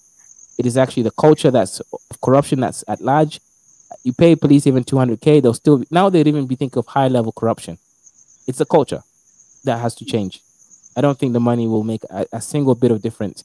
Now, obviously, if you pay them 500K, that's a different story. Yeah, but that's ridiculous. But that's not feasible. You can't pay a police officer 500K. Right. Like $5,000. But $1,000, even that's not enough, because with corruption they actually make more money anyways. You need to pay them like extremely higher than the economy, and that's just not possible. Because if you notice, these people are not thinking, okay, I'm getting paid 60K now. Average person is getting paid 20K. Oh, maybe I should just be respectful. No, they're not thinking that. They're thinking, no, I can get 100K a month by being corrupt, so I'll continue being corrupt. What about the idea of punishment? Do you think, like, if they made examples of some of them, the rest would get in line? I think okay. That's a good question. Because the carrot doesn't work, so what about the stick? Okay, if you could, the issue is laws are changing in their favor. For example, now, with the whatever Informations Act, you can't not all information. Okay, you can't just have like video or audio evidence that's admissible in court if you didn't get the permission of someone. In some cases, so unless you have like a warrant from the judge. So, for example, if you want to find anti-corruption, you can't just film a police officer taking your money, because that's also illegal. The audio or video capture will not be admissible. Wait, you said so you can't even process record them? You can't. Okay, so let's say, okay, if it's your house, I guess you could make an argument that this is my house, right? This is my private space. They came into my house. That's different.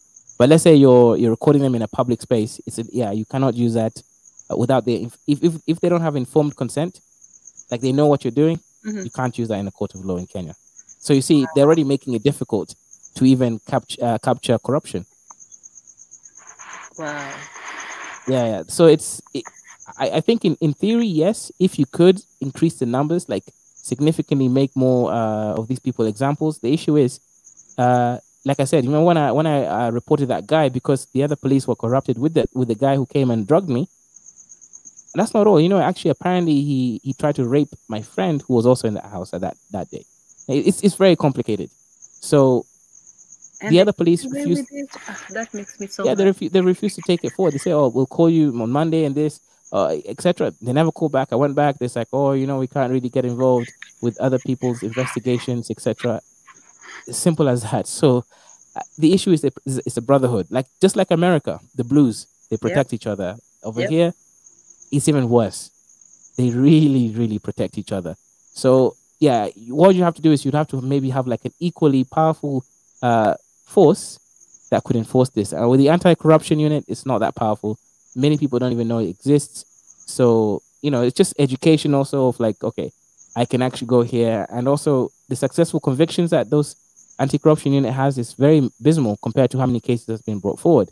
Way less than So it's just like, unfortunately, the system doesn't really function to support the common mwananchi. Man, what about an outside? Okay, so the council doesn't work. What about like a different body of the military, or the like the GSU or the military or something? Can they interfere in police, or they keep each other separate? Okay, so those ones they don't really, they're not allowed to interfere. And also those ones are not corrupt. So the military is not corrupt in Kenya. Military don't, it's very rare that a military guy will come ask you for money. They get paid better than the police. And also I think the culture as well. Which is why I was proposing the better pay, because the military, I know that the military are usually incorruptible. They like my cousin went to a military school, so he was surrounded by all these people. Like they have a code. They are very strict even amongst themselves, how they behave. I know that they follow a stricter code than the code. So I was like, couldn't they go and enforce the rules over there? Okay, you'd have to make, yes, I believe if you put military people into that system and you give them power, you could kind of rehabilitate the system. The issue is right now there's already like okay, you know, like how it works in, let's say, in a traffic cop, the head cop, the what they call it, OCS or something. I don't know what they call them. Yeah, OCS. Yeah, those guys are expecting let's say 200K from all their employees every single day. All right. So those employees are each expected to give, is it 30K or 10K every single day? Let's just say 10K from the traffic. Then any extra money that they make, they can keep for themselves. So that's why they're extra corrupt. It's like, okay, it's like, and if you don't do it, they'll send you back to, you know, like the North Kenya or something where it's those arid regions where you can't even survive on your salary. So the issue is, I would say, yes, if you pay them better, it would change. But the culture is the problem. It's the fact that there's a hierarchy, and everyone who's in that hierarchy is thinking, okay, when I become that big boss, I will do the same. So they're even expecting, okay, if I work hard, I can impress all my peers and also my bosses, I can become the big boss. Then I'll be making that 200K every single day from corruption. So it's, it's culture. I'll say culture. So yes, if for corruption is too high for it to be eliminated. Yes, there's too many levels over here. Unfortunately, even just working, it's like you being corrupt is the norm. So imagine, and obviously you're going to protect each other. And also the issue is, if they have evidence on you of corruption, they can then also kind of what's that word, when they can blackmail you. That's now the other problem, because they can find fake other police officers to say this, and this. So it's like, if you don't do what they say, you yourself could lose your own job and also even your life by being put through the criminal case court system, because it's just, it's power. It's a really crazy situation. So you can't even reject things outright. You cannot be unless you've never taken any corruption. But then again, they'll write fake statements. You know, here they don't go through, you know, looking really deep into like specific things. Statements, literally a statement. It's just write statement. No evidence, no video, no audio, no what you call it, no transactional evidence of M-Pesa or other bank statements of money transactions. Statements. I saw him like this. I saw him over there. And now, sure, that's not enough to convict people. And in general, Kenya is generally good. It doesn't convict people because it has a high bar of conviction, which is another problem because a lot of criminals go free. But then again, the issue is the system. You can't rely on it to be that high bar every time. You know, someone gets paid, someone's putting strings. You know what I mean? So it's very dependent on the circumstance. So yeah, people are afraid. The police are like, okay, look, I just have to. I'm a police officer. This is what police officers do in Kenya. I just have to do what everyone else is doing. If I ruffle too many feathers, I'll be in trouble. Even those corruption cases, I think they're corroborated by other police officers. Probably those were sacrificial lambs. Wow. So who is more powerful than the police? Oh, hey, wow, everybody just came in at the same time. Hey, BJ, hey, Cici, Emiliano, BJ. Hey, Marie Antoinette, good to see you all. Yeah, so BJ. They are corrupt and they have a lot of power. Is there anybody above them who can check them? Like in any system, there has to be checks and balances, right? There is the anti-corruption unit. Yeah, but that's a toothless dog. What about the government or the politicians or, you know, somebody? Yeah. Who are they? No, they can't because... No, they can't, because even so a politician cannot, like, okay, even a judge cannot put you through the criminal court system. That's the police's job. So you have to get a police officer of a certain rank to actually put the case forward to the judge. So even the politicians, the issue with the politicians are in bed with different police officers, of like police chiefs, should I say, of different areas, and also maybe they know the police minister as well, the minister of police. So the issue is, unfortunately, there's no overarching person that can really control them. Obviously, sure, the governor can tell them, you know, do this or do that, but no, the police minister really has all the power. They're the ones who can do anything because they control the whole sphere. They have friends everywhere. So even if you accuse a police minister, his immediate high-ranking police officers, so let's say you say, oh, he did this, he can get 5 times more people than you saying that he didn't. So it's kind of like, it's the issue that the system itself is corrupt, and also the police. There is no other person who has more power than the police. You could say in that, like, as in just to get you through the criminal court system, you need the police to do that. the people from the criminal justice can't. Okay, now, okay, no, that's not true. The anti-corruption unit can also put you through that, but these guys don't have any truth. That's the problem. They also have the power, technically, but they don't have friends in high places. That's not the problem, because who's going to be friends with anti-corruption when everybody's corrupt? Yeah, because what benefit do you have to be anti-corrupt? It's like being anti-free money, which that's how they Exactly. just, yeah, they just look at it as free money. You just go out there, you go, tell people to give you a bit, and then you get, especially the chiefs, those people up there, they just sit back and wait for the money to roll in. Isn't that the best job in the world? Yep. Exactly. So they're like, where, unatuharibia pesa. They're just thinking of them as, what the hell is this guy? It's like that kid who's just, telling everyone all your plans to ruin things for you. So that's unfortunately how things are. So yeah, paying people more would be good once you also focus on culture. But paying people more just by itself won't do it, because you see the military, they're trained for a purpose. Military is for protection. That's their main. You see, the military is actually doing their job. It's not just like, oh, I'm being paid, I'm doing a job. No. The military is like, okay, your job is to make sure that this country doesn't fail. You have a real job and a real purpose. With the police, look, Kenyans, we're not that violent. Let's just be honest. Yeah. So there's no real sense of urgency for the police to be thinking of, oh, my job is important. You see my point? Like in Kenya, it's like, oh, let's say you don't have your license. You drove past a red light.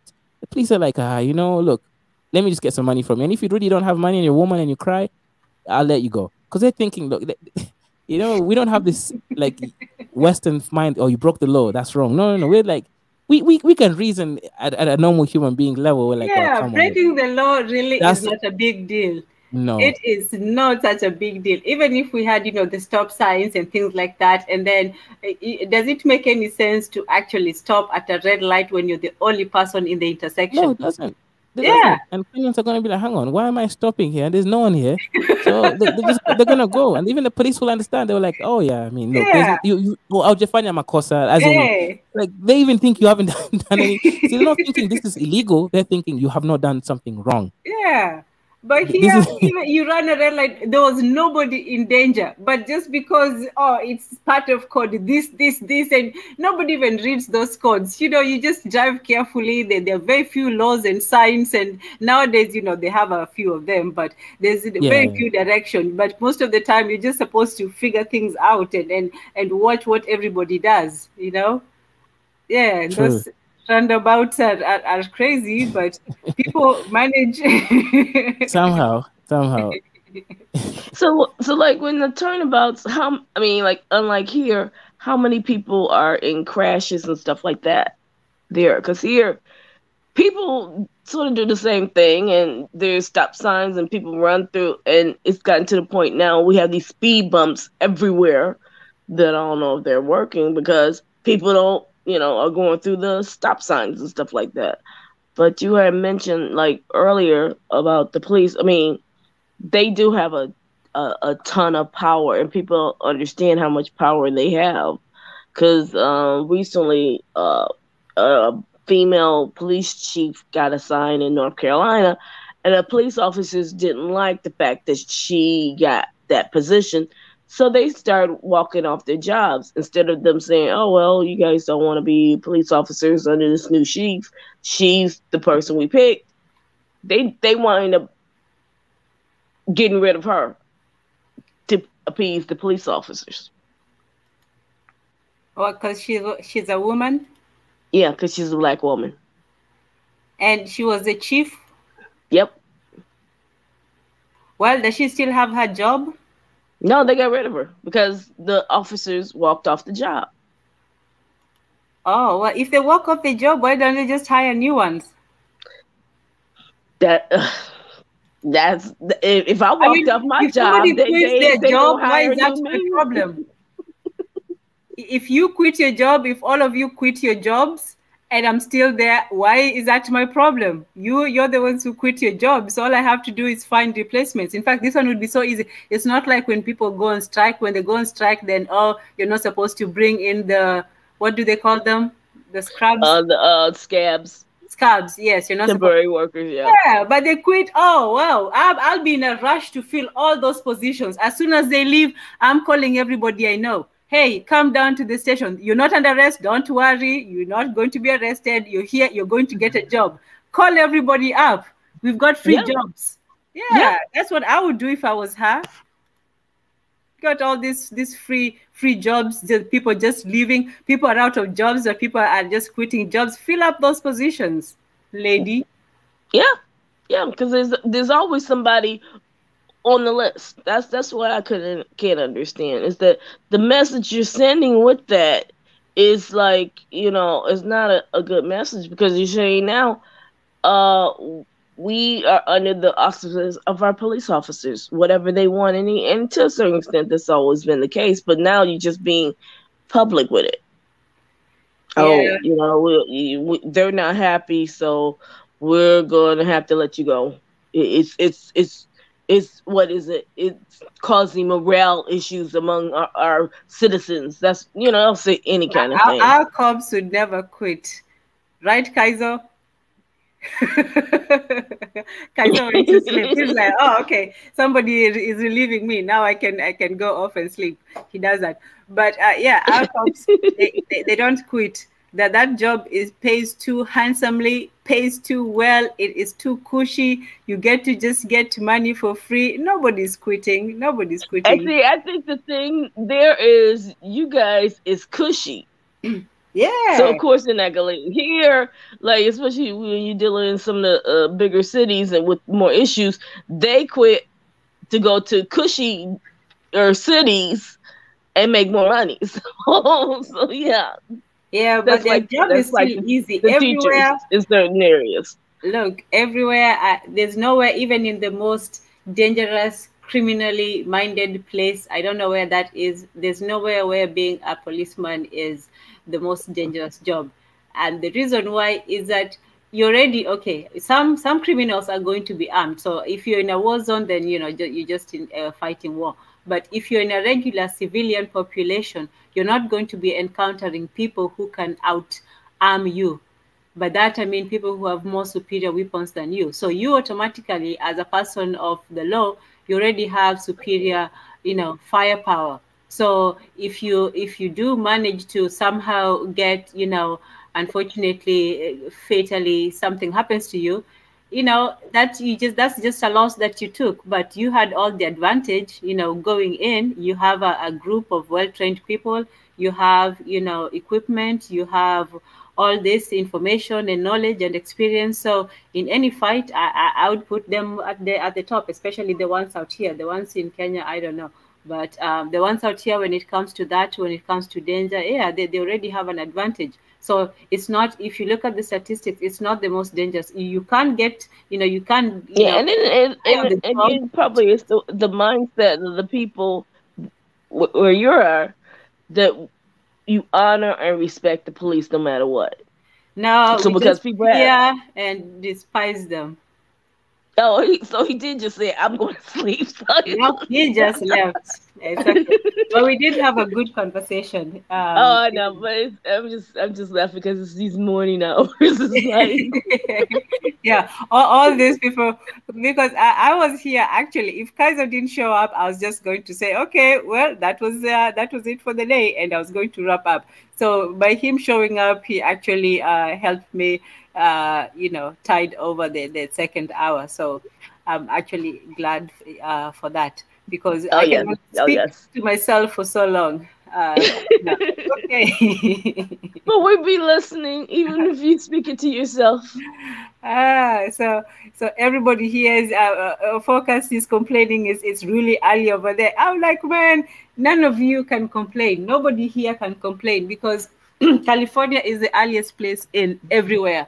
We are the earliest, earliest or the latest. We're the latest, so we're always behind everyone. So if it's daytime over in East Africa, over here it's nighttime. I don't even know what time it is. 1, 2, 3. It's like 3 o'clock in the morning.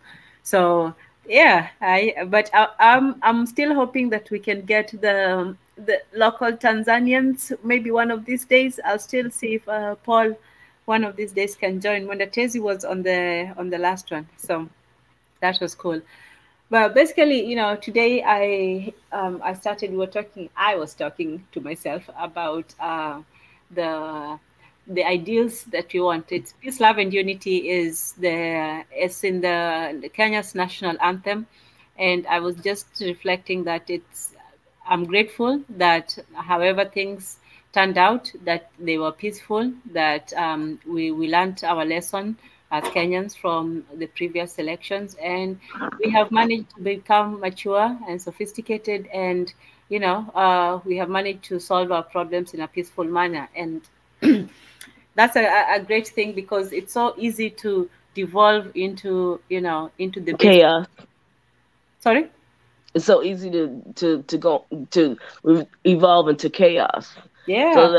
So holding on to that peace, love, and unity is everything, because you don't want to become like other countries where there is no, lack of decorum, and therefore you become controlled by a police state. Well, we're And already then in even a with police that, you state. still don't have any law and order. Yeah, no, we are under police state. It's just you don't want it to be a violent one. Right now, it's still done by diplomatic means, where Right, yeah, you still have to pay, but not with your life most of the time. right. Like, So or you're totally, have no freedoms, because this is what the police said, the state says, and you must abide by yes, everything it says. So you don't want to go to that extreme either. yes, but you're not getting gunned down in the streets and so on. You're just being highly, highly exploited and inconvenienced. So Well, I think that's the state of the planet. I mean, I don't think you can go anywhere. I don't even think if you're on a deserted island by yourself, you still face the monkeys will be throwing coconuts at you and say, "No, you can't do it." Yeah, pretty much. It's everywhere. But if you can leave and see another day, that's the reason why people keep at it. Why people and another thing. While let me not over, and another thing that Kenyans really really like is that they like their money. They like their businesses running. They like having an order and the transportation system running and things going according to order. So people don't want to interrupt their business with politics. Wow. And so yes, so you had that arm where if business ain't running, there's a problem. So you got Yeah. Because if you go and destroy somebody's neighborhood, that's one thing. But if if the whole neighborhood is your neighborhood, if things are not going well, then they're not going well for anybody. So nobody is happy. Nobody's making money, therefore nobody is happy. So one of the ways that people do find, the strength to restrain themselves is the fact that you don't want to stop the continuation of life of things, as especially after there was so much disruption with recent events. So everybody's just trying to get back to normalcy, to some kind of order. And yeah, you don't want to go through this chaotic environment when you're just trying to survive. So I think it's also that aspect of it, that people are just tired. People just want to survive and work and be and and live. and live in peace. Yeah, yeah, pretty much. That's all people want to do. So peace is important. Peace is the first ingredient to everything, to even to thinking. If you don't have peace, I was saying earlier, so now sort of I'm going to summarize a bit of what I was reflecting. Peace is just it's when you can focus on something. It's when you don't have distractions. It's when you can really be yourself without all the extra external things. But I was also saying that these two kinds, the whole peace, love, and unity, it starts with the internal, you yourself having that peace, internal peace, that self-love, and that oneness in yourself. Because even the human person, you're not just one, one focus or one desire. You have a multiplicity of things that you want to do, of things that you need, or things that you want to go. Nobody is always ever satisfied with what they're doing, because they know they could be doing something more or better. So even that is a conflict of different desires and wants. So even in yourself as a person, you have to find a way to find, that unity within your different manifestations or desires. So it's both internal and external. And when it comes to peace with other people, even to think. So everything that we apply, for me, I like to not just look at the world in an abstract way. I like to think of it like, if you can't change the world, you can't change yourself. And if you want to change the world, you have to change yourself. So everything that you want to do about the world, all our complaints, all our, authoritarianism and this and that, we have to look in ourselves and see if because we do have, the leaders are not, the villains, and the masses are just the victims. It's always like a sort of a collusion between the two. It's a give and take. The leader might have more power, but the masses are still in some way complicit, sometimes even in their own servitude. Not wholly, and most of them don't even know that they are, but they are made to do so through through other means. So peace is the first requirement to thinking, to even sitting down and trying to figure things out, and trying to even to love yourself. You have to be at peace. If you're stressed, if you're angry, if you're all these things going on inside and outside, then you don't even have time to love yourself, to even think about yourself. So we need peace. We really do, and I'm grateful that we chose the right way, the method, the way of peace, even if it was with not so honorable intentions. Sometimes the end is still good, even if the means were not all the way honorable. Oh yes, oh yes, oh yeah. Yeah, so peace by other means, it's still peace. It's not manipulation, it's just peace. We somehow achieved it. And love, I was telling Kaiser that for me, I don't, love is good, but I'm more on I would rather prefer Marie Antoinette's empathy than love, because love is something that you can give to somebody that you know, or somebody that is special to you, or somebody that means something to you, right? I mean, you can love in a general way, but the whole aspect of loving your neighbor, you cannot. I don't think you can genuinely love your neighbor. You can have good feelings towards them, or maybe just friendliness or something, but I think love comes with knowledge. So for me, the more apt thing is empathy, because empathy, you don't have to know somebody to empathize with them. You can see somebody in the street and maybe they trip and fall and they hurt themselves. You automatically feel. Empathy is more instinctive. Love is something that takes time. Well, some people say, oh, love at first sight, that nonsense. But in any case, empathy is something that is instinctive in human beings. Well, it's most human beings, that you don't have to have all the knowledge for you to put yourself in somebody else's shoes. You don't have to know what it feels like, to be, to feel pain, to empathize with somebody who's in pain, but you don't have to love them. You just have to feel what they feel. So for me, the second aspect of it is the peace, and then the love / empathy, and then the unity.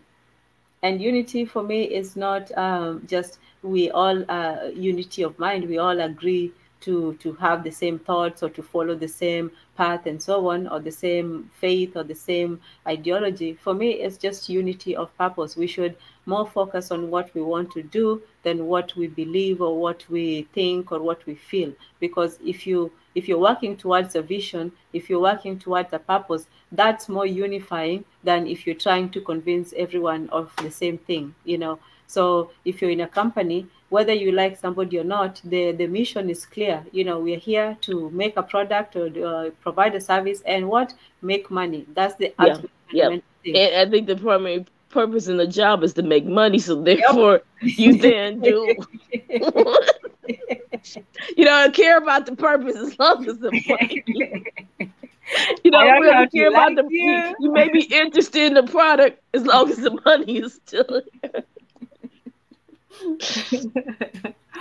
Exactly, exactly. So we all know what we're here to do, so we just do it. We're not about feelings, and it's not even about logic either. You know, Yeah. most jobs don't even require logic. You may have a brilliant idea of how the business can be improved and all of this stuff. You go to your boss and say, "Hey, you know, I think we can do this more efficiently." Blah blah blah. He's just going to tell you, read the manual. You know, why are you trying to be a Why you try hero? to make things harder than what they are? Just keep Yeah, doing. man, get out of here with that over loyalty, you know, or people who, you know, somebody comes to rob the store and suddenly, you know, somebody's there with a gun and they're trying to throw some, you know, chips at Doritos chips at them. They're like, oh, here, take everything. I don't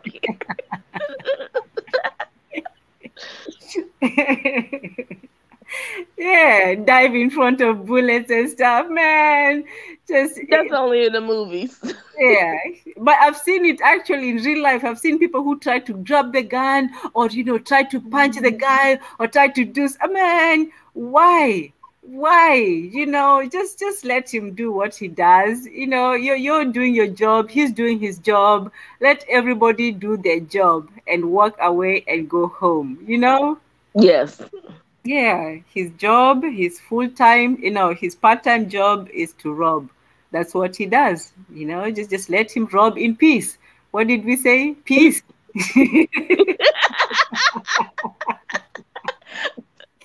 But Tanzan, but when they come to your house, it's a different Well, yeah, of course. right.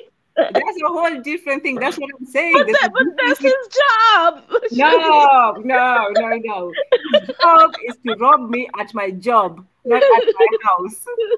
Yeah. See, job to job, job to job. You have to right time, right place. You know. No, true. Yeah, Right place, right time, right yeah, location. yeah. We'll meet at the work tomorrow. I'll be earning my living. You'll be earning yours. You know. I might throw in an extra bag of chips for you.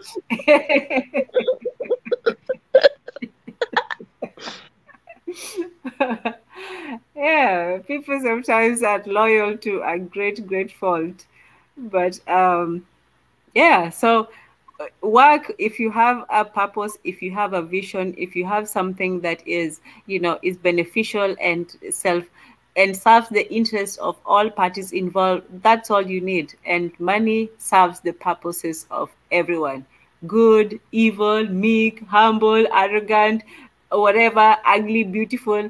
Everybody likes money. So if you have a great idea, you have to have money behind it. You have to have a way to make money behind it, or to help the people who follow you make that money. You have to give them something to work for. And that's why, you know, Gavi was such a great example, because he not only talked about, you know, African unity, he actually made plans to go back to the continent. He was actually putting in plans if, you know, some people didn't get in his way.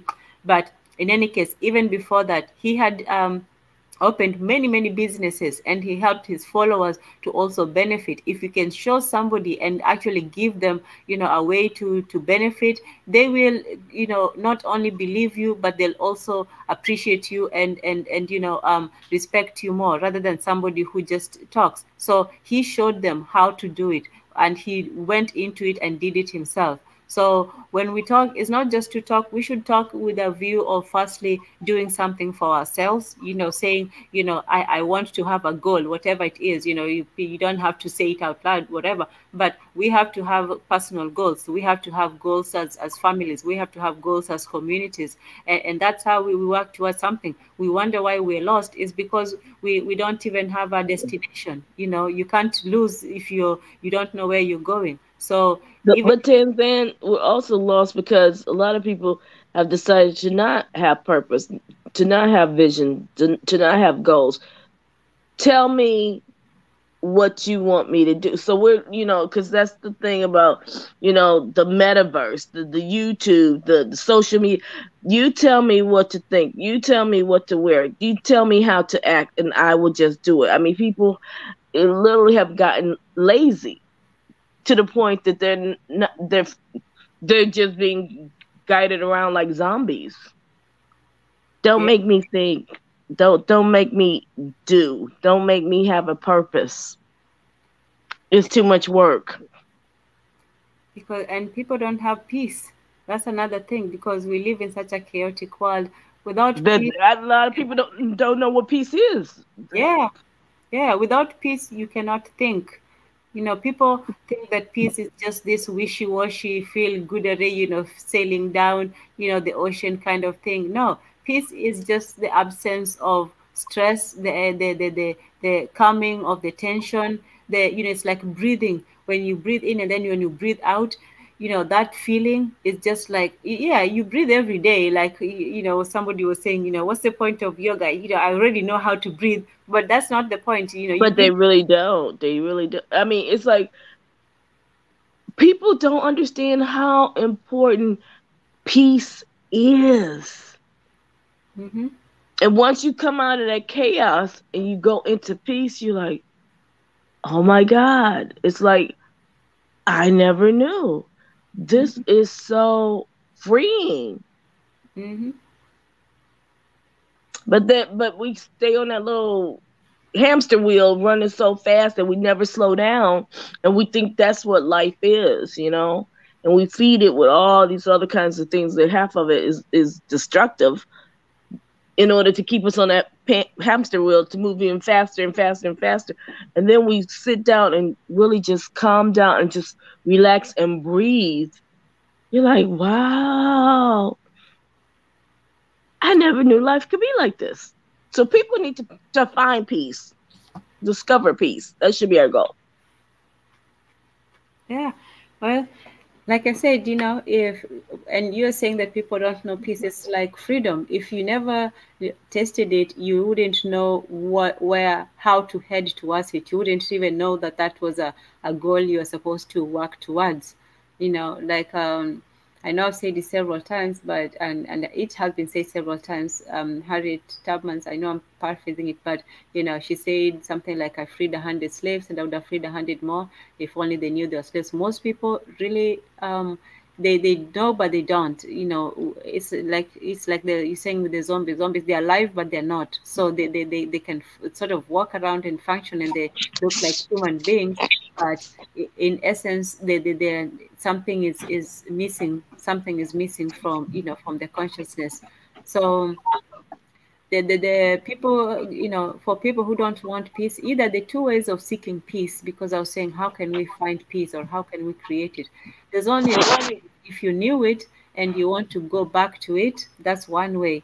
Because, for example, if you grew up in peace, or if you grew up, or if you experienced peace one time, you went to a mountain and just felt something, or you were just sitting by yourself or with people, it doesn't matter. You had an experience that was so powerful that it just gave you the peace, like in the Bible says, the peace that passes all understanding. So when you come to that realization, you just feel that. Once you feel that, everything else in life will seem almost, smaller by comparison. So that's one way of, achieving peace, by actually seeking and experiencing, an epiphany. The other way is, oh, the other way is when you get tired of the chaos, when it becomes, like they say, sick of being sick, when it just becomes like a lot. You see that sometimes in Western cultures, where they get tired of even their own stuff, and now they leave and then they go into the Eastern religions. Now they want to wear robes and light candles and get into Eastern religion and mysticism and all that. That's when they get tired of even their own chaos and disharmony. So they're like, oh, our society is just full of this. Let's go and create a counterculture to the culture of, destruction that we have created. That's how they deal with it. But that's also a denial, really, of who they are. They think that they can escape it just by going Eastern. But for us, it's when we get tired of this system, that of mental slavery, when you come to a realization that, I cannot deny the reality anymore. I have to come to face, to terms with it. And then the second realization is that I have to change, firstly, myself. And then eventually, if you can, you should do something, with the world. You should do something to make the world, just a better place. But That's, it takes that. It takes, being tired of or being just, when when you get so full of poison until you're just like, you know what, I can't eat this anymore. Oh, However yeah. it tastes, Oh you yeah, just, and like Fannie Lou Hamer used to have a saying, "I'm so sick and tired of being tired." yes, yes, yes, So a change has to happen. yeah. And sometimes it can be both. Sometimes you can have both an experience of peace and also fed upness of chaos. You can come to those two realizations. You can come to peace, and you can also come to, that level of, yeah, I don't want to be a part of this anymore. I want to do something different. I don't know what. And that's where it starts. So, peace and love and unity, we sometimes we make them too much of abstractions. We make them like these big, mass movements, and they are, it's something that, we are all in the same system, and we all have to sort of try to get out together. But at the same time, everybody has to start with themselves. That's where it starts. That's the most power that we have in this world. You don't have power over the skies, over the water, all of that stuff. But to just, capitulate and say you don't have any power at all, that would be, giving into what they want you to believe, because they wouldn't spend all this time, money, effort to put you down if you are so easy to be down. So if somebody is doing that to you, it means that your natural state is to be up. Yeah, and the thing is, a lot of times people just you. Sometimes we get too comfortable in our discomfort. Yeah, I agree. And that's why people have to get fed up. You can't just be, oh, well, I don't like it, or it's quite inconvenient, or I'm quite offended, or this isn't nice. Oh, I need my safe space. I'm feeling very flustered right now. No, no, that won't do anything for anybody.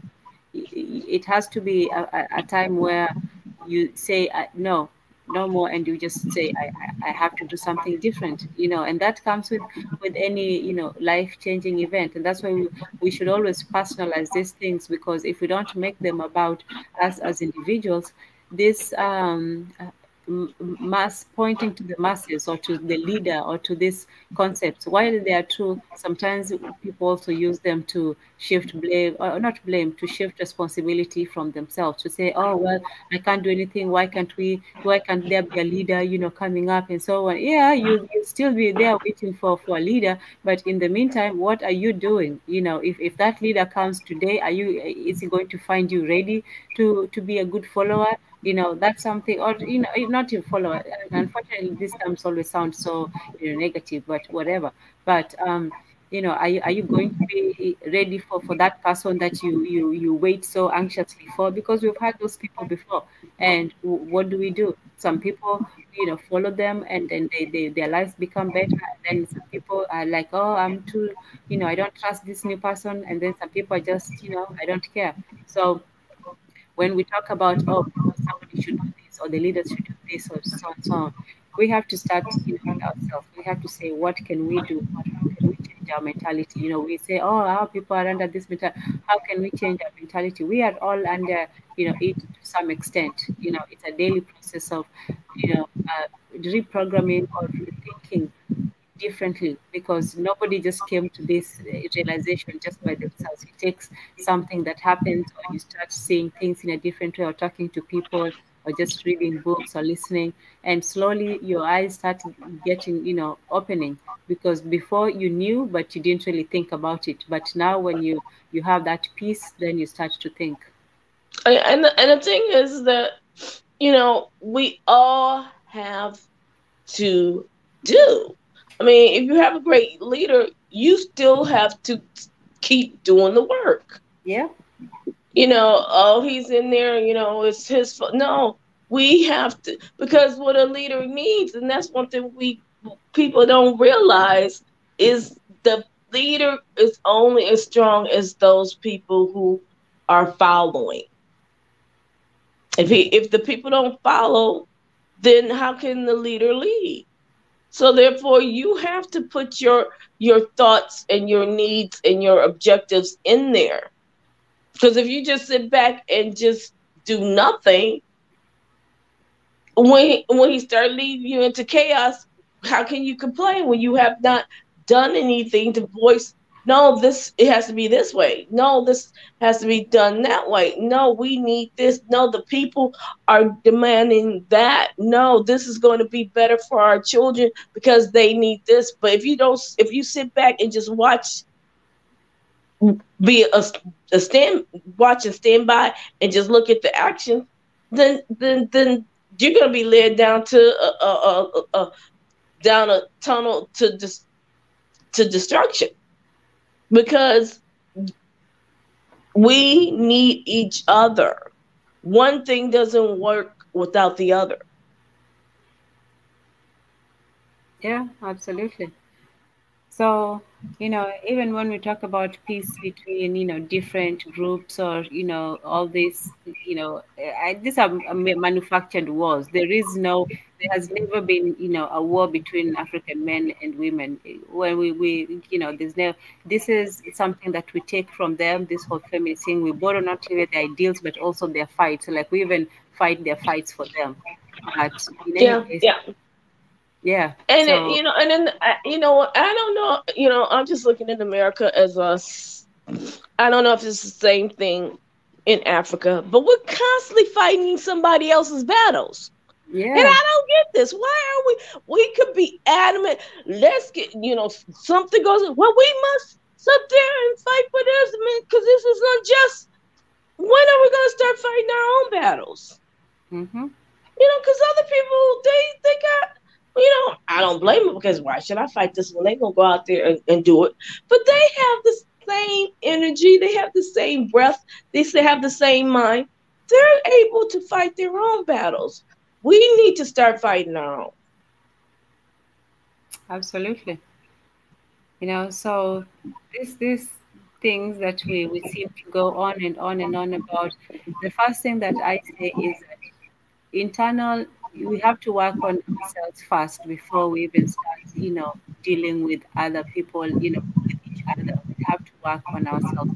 Some people, use the outside fights, or whatever, to stop doing things for themselves, to stop being responsible to themselves, and fulfilling their own duties. So they'll sit and say, oh, this person is not doing this, that's why I haven't done this.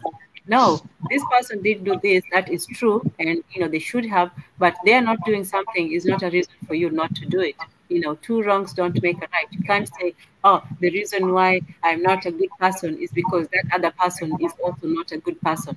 That does not make any sense at all. It's a That, cop out. It's a cop out. yeah, It's just yeah. So, laziness. and then if we're going to treat each other as adults, then the same rules, or the principle of the rules apply, to each other. So if we hold each other accountable, everybody is held accountable. Nobody gets to, get the pass, for whatever reason. So, Well, you know, and I think, the easiest way to maybe help people to understand that is, go ahead. but if you're acting like a child, maybe we keep calling people children who act like children. Maybe they're like, no, I need to do something because I'm grown. I'm an adult, but you're not acting like an adult. You're acting like a little child. I'm gonna put you in timeout. Maybe then people start changing their behavior because they don't want to be called children. Mm-hmm. But that's what Yeah. they're acting like. And the rules are pretty simple, and they apply, in a general. You start with general rules. Let's say, treat somebody with respect. There's no with basic respect. There is a basic respect where you simply, acknowledge that somebody has, the right to exist, and to exist, with their own free will, and so do you. That's the basic respect of just people. But there's another respect that is and the one that somebody, does something, or has something, or creates something that gives you respect. So that's a different one. There's unrespect, and then there's basic respect. But basic respect is just any respect that you give any human being, just in general. They don't have to have any other qualities. So we respect each other. So when we say that, okay, the basic principle is respect. So if we look at, if you apply that to an employee and employer, we say there should be respect, where the employer has the right to, to fire you, and you as the employee, you have the right to quit. Nobody's forced to be there. You have the right to be paid, and you have, the employer has the right to expect to work from you. So everybody knows what to, to expect. Same thing, that, with men and women, you expect respect and you give respect. So you can't expect to be respected if you don't respect somebody else. You can't expect to be listened to if you don't listen to somebody else.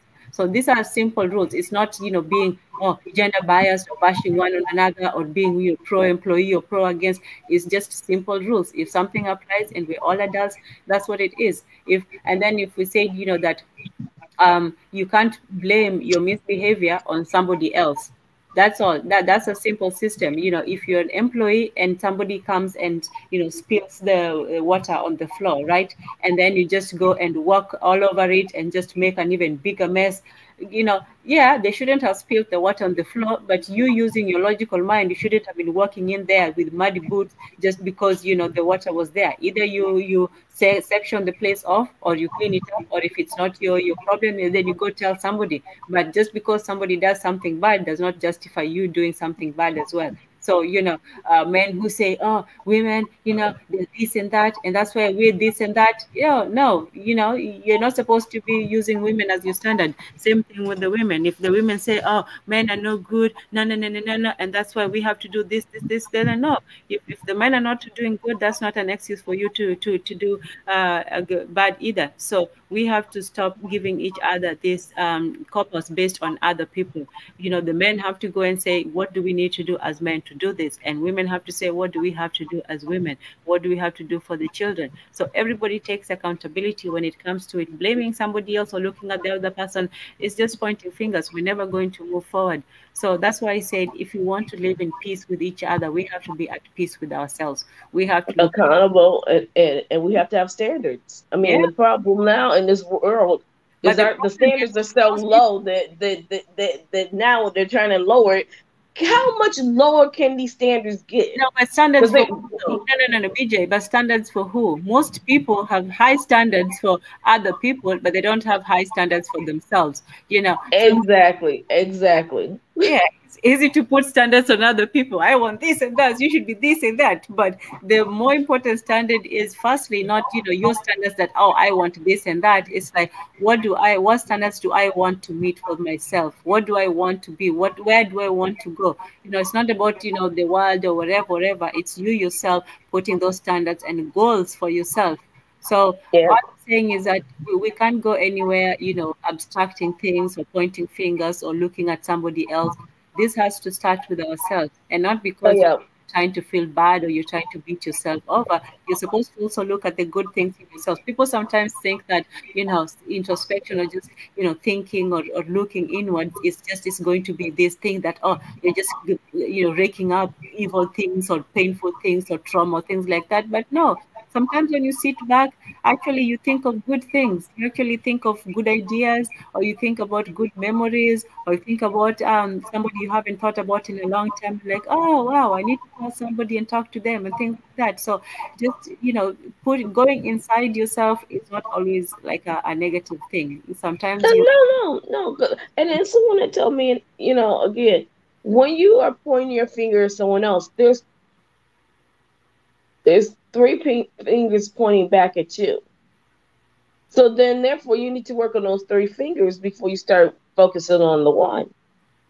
yeah, but And people also need say, to oh start well, thinking of how I can make things other women. better. How can what can I do? Even if it's just a little thing, even if it's just something small, because something small can grow into something big. When you're making a cake could be 7 feet high cake, but it starts with one ingredient. If you don't have the egg, if you don't have the milk, if you don't have the flour, and don't call me because I don't know how to bake, so I might be missing a couple of things. If you don't have those things, then how is that cake going to ever be made? If one of those things is missing, how can you're going to wind up with a hard cookie that will never rise? You need all those ingredients, but it starts with one. Mm-hmm. Yeah. I was saying that, even before, we start, going to the men and telling them what to do and how to feel and be sensitive and all that. I think that firstly, we women have to start with ourselves. If we women have to, we have more control. Everybody has more control with their immediate circumstances and, with the people who are similar to them. So, you have first control over your own self, your immediate surroundings, and I would think of women. So if we want men to, not even if you want to, if we want to be women, we have to have standards, for ourselves and say what do we want for ourselves. And this is not something of, oh, you have to live a certain way or do this. Those are, this is what is so freeing about having personal standards. It's personal. It's what you decide. It's not what, society tells you. It's you going inside yourself and saying, what is it that, who am I? What works for me? How can I improve? How can I be my best self? How can I be the best person that I can be? So that, if there and know somebody to there's nobody to meet that much of who, at least that you put your best foot forward. You did everything that you could, to be the best person that you could be. So many of the time, both men and women, we're looking for the perfect partner, but we're not trying to perfect ourselves for, that person. So you can find the perfect person, but you didn't put that work to make yourself, not perfect, but nobody's perfect, obviously. But you didn't put, and that's another thing too. We don't put enough time in ourselves, but we're looking for somebody who has put all the time in themselves. So they have perfected themselves, but we don't believe that we can improve ourselves. Oh yeah, and like what you're saying, Tanzania, you're looking for the perfect partner, but yet you feel like you should not be held to any of those same standards. Mm-hmm. It's not about like what everybody loves the guru and Kevin Samuels. I only use him as an example and say, oh, you're not a high value this or you're not that. Well, we don't even have to go to that level of your likes or your dislikes or whatever, because everybody has the right to those. But if you want someone to be caring, understanding, and empathetic to your situation, then you should be caring and understanding and patient with others. I mean, how am I expecting you to be perfection? And I'm like, you know, I'm the queen. I'm supposed to have my needs met, and someone's supposed to do these things for me. And why aren't you giving me what I want? And then you ask them, can I get a nickel because I'm a dime short, a nickel short on this? No, how dare you ask me for anything? That's your job. You're supposed to do those things.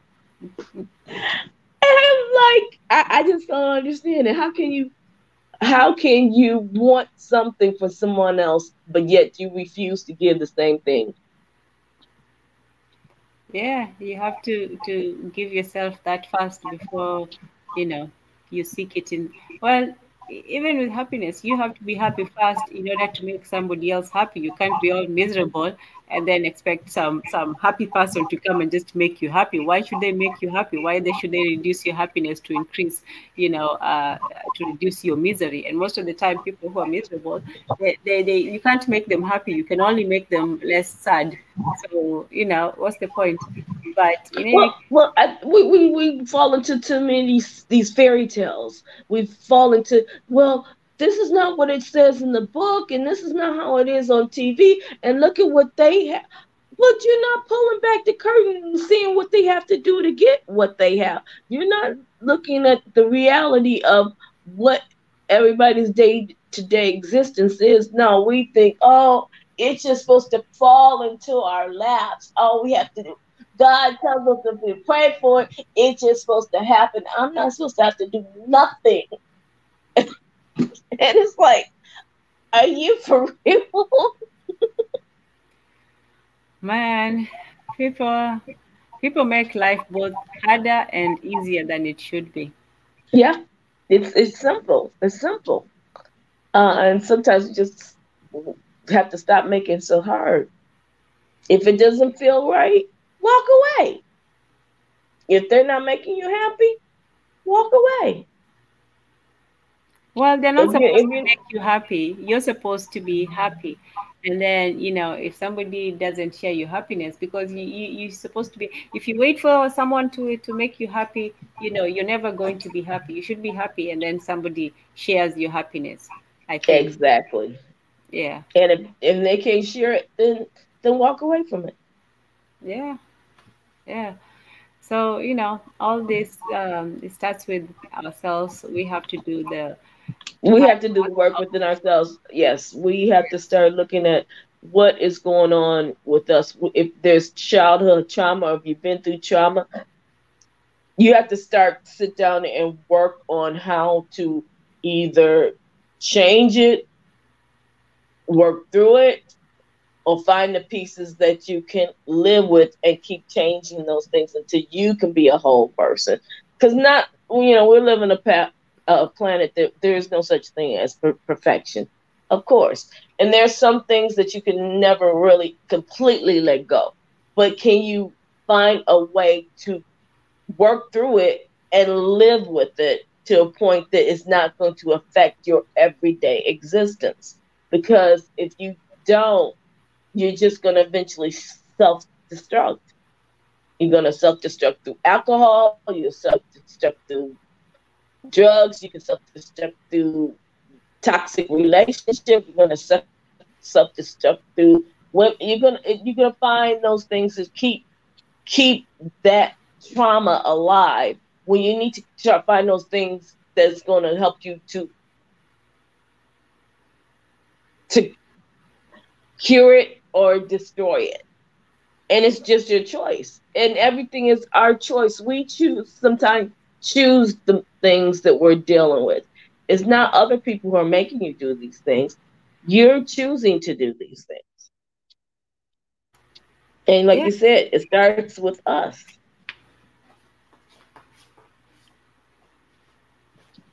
but it doesn't end there. I would also like to add, it doesn't end there.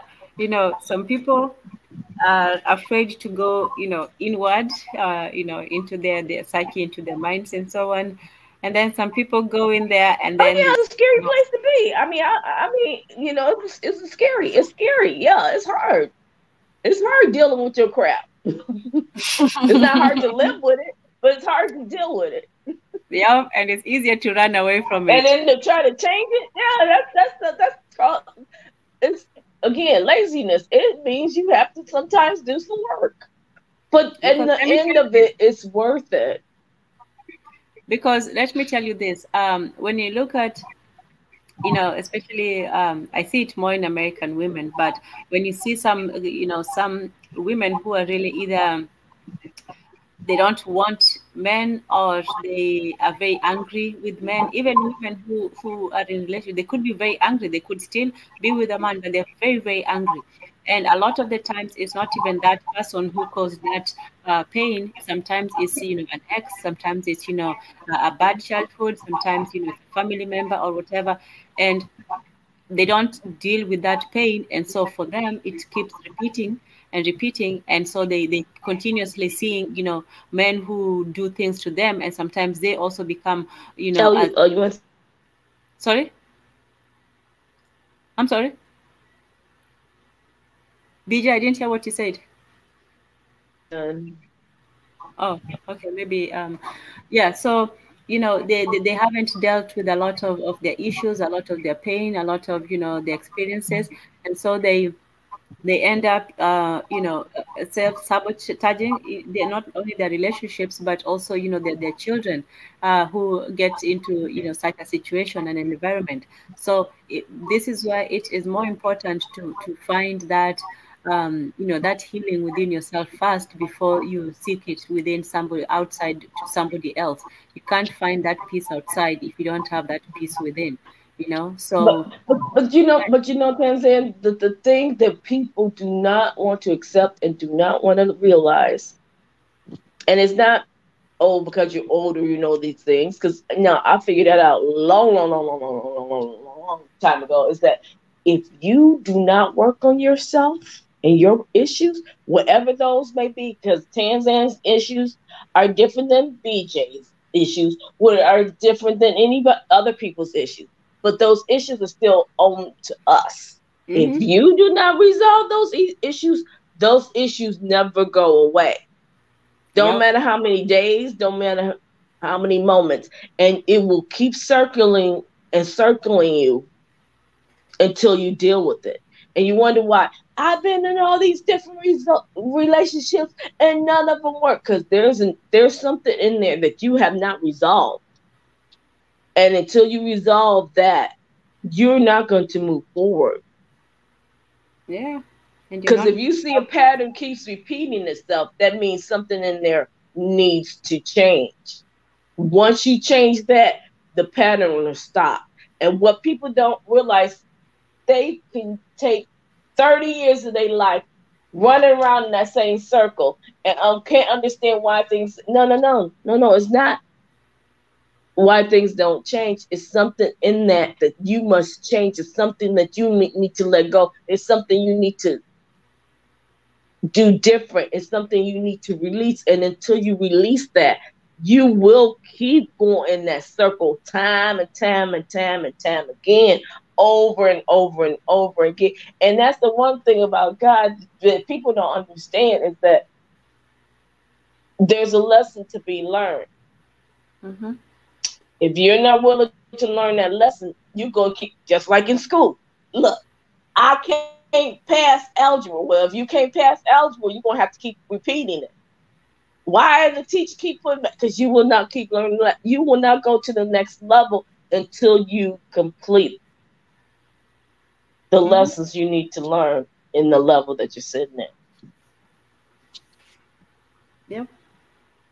You have to learn the lesson and you have to start with yourself. Yeah. Then after And you then start, things would have change. And then things would change.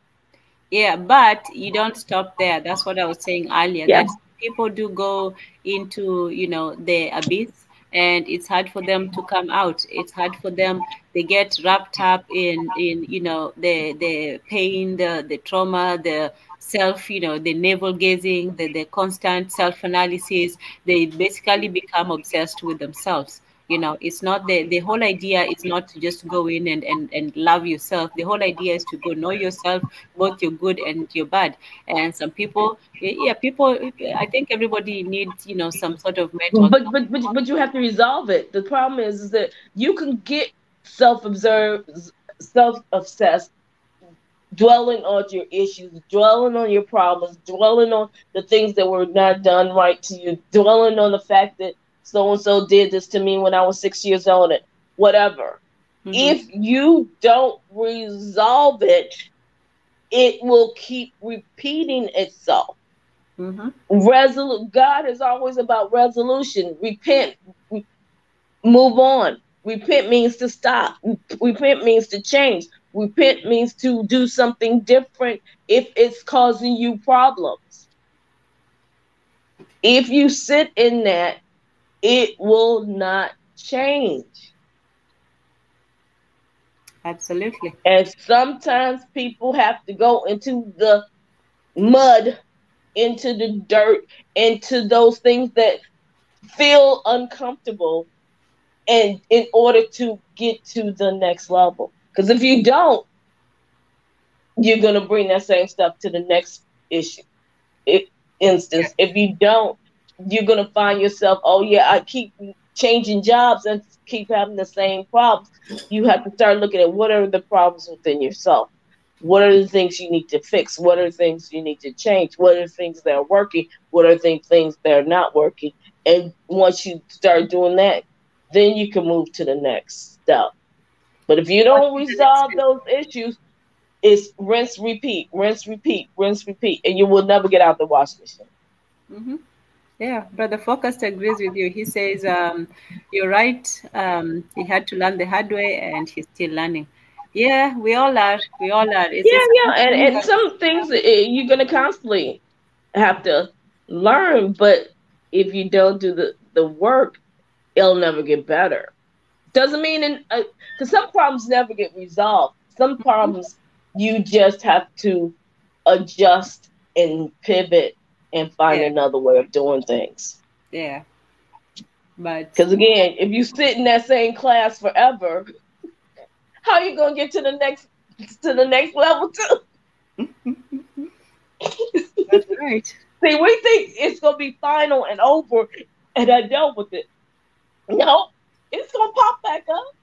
It's just how you gonna deal with it. Yeah.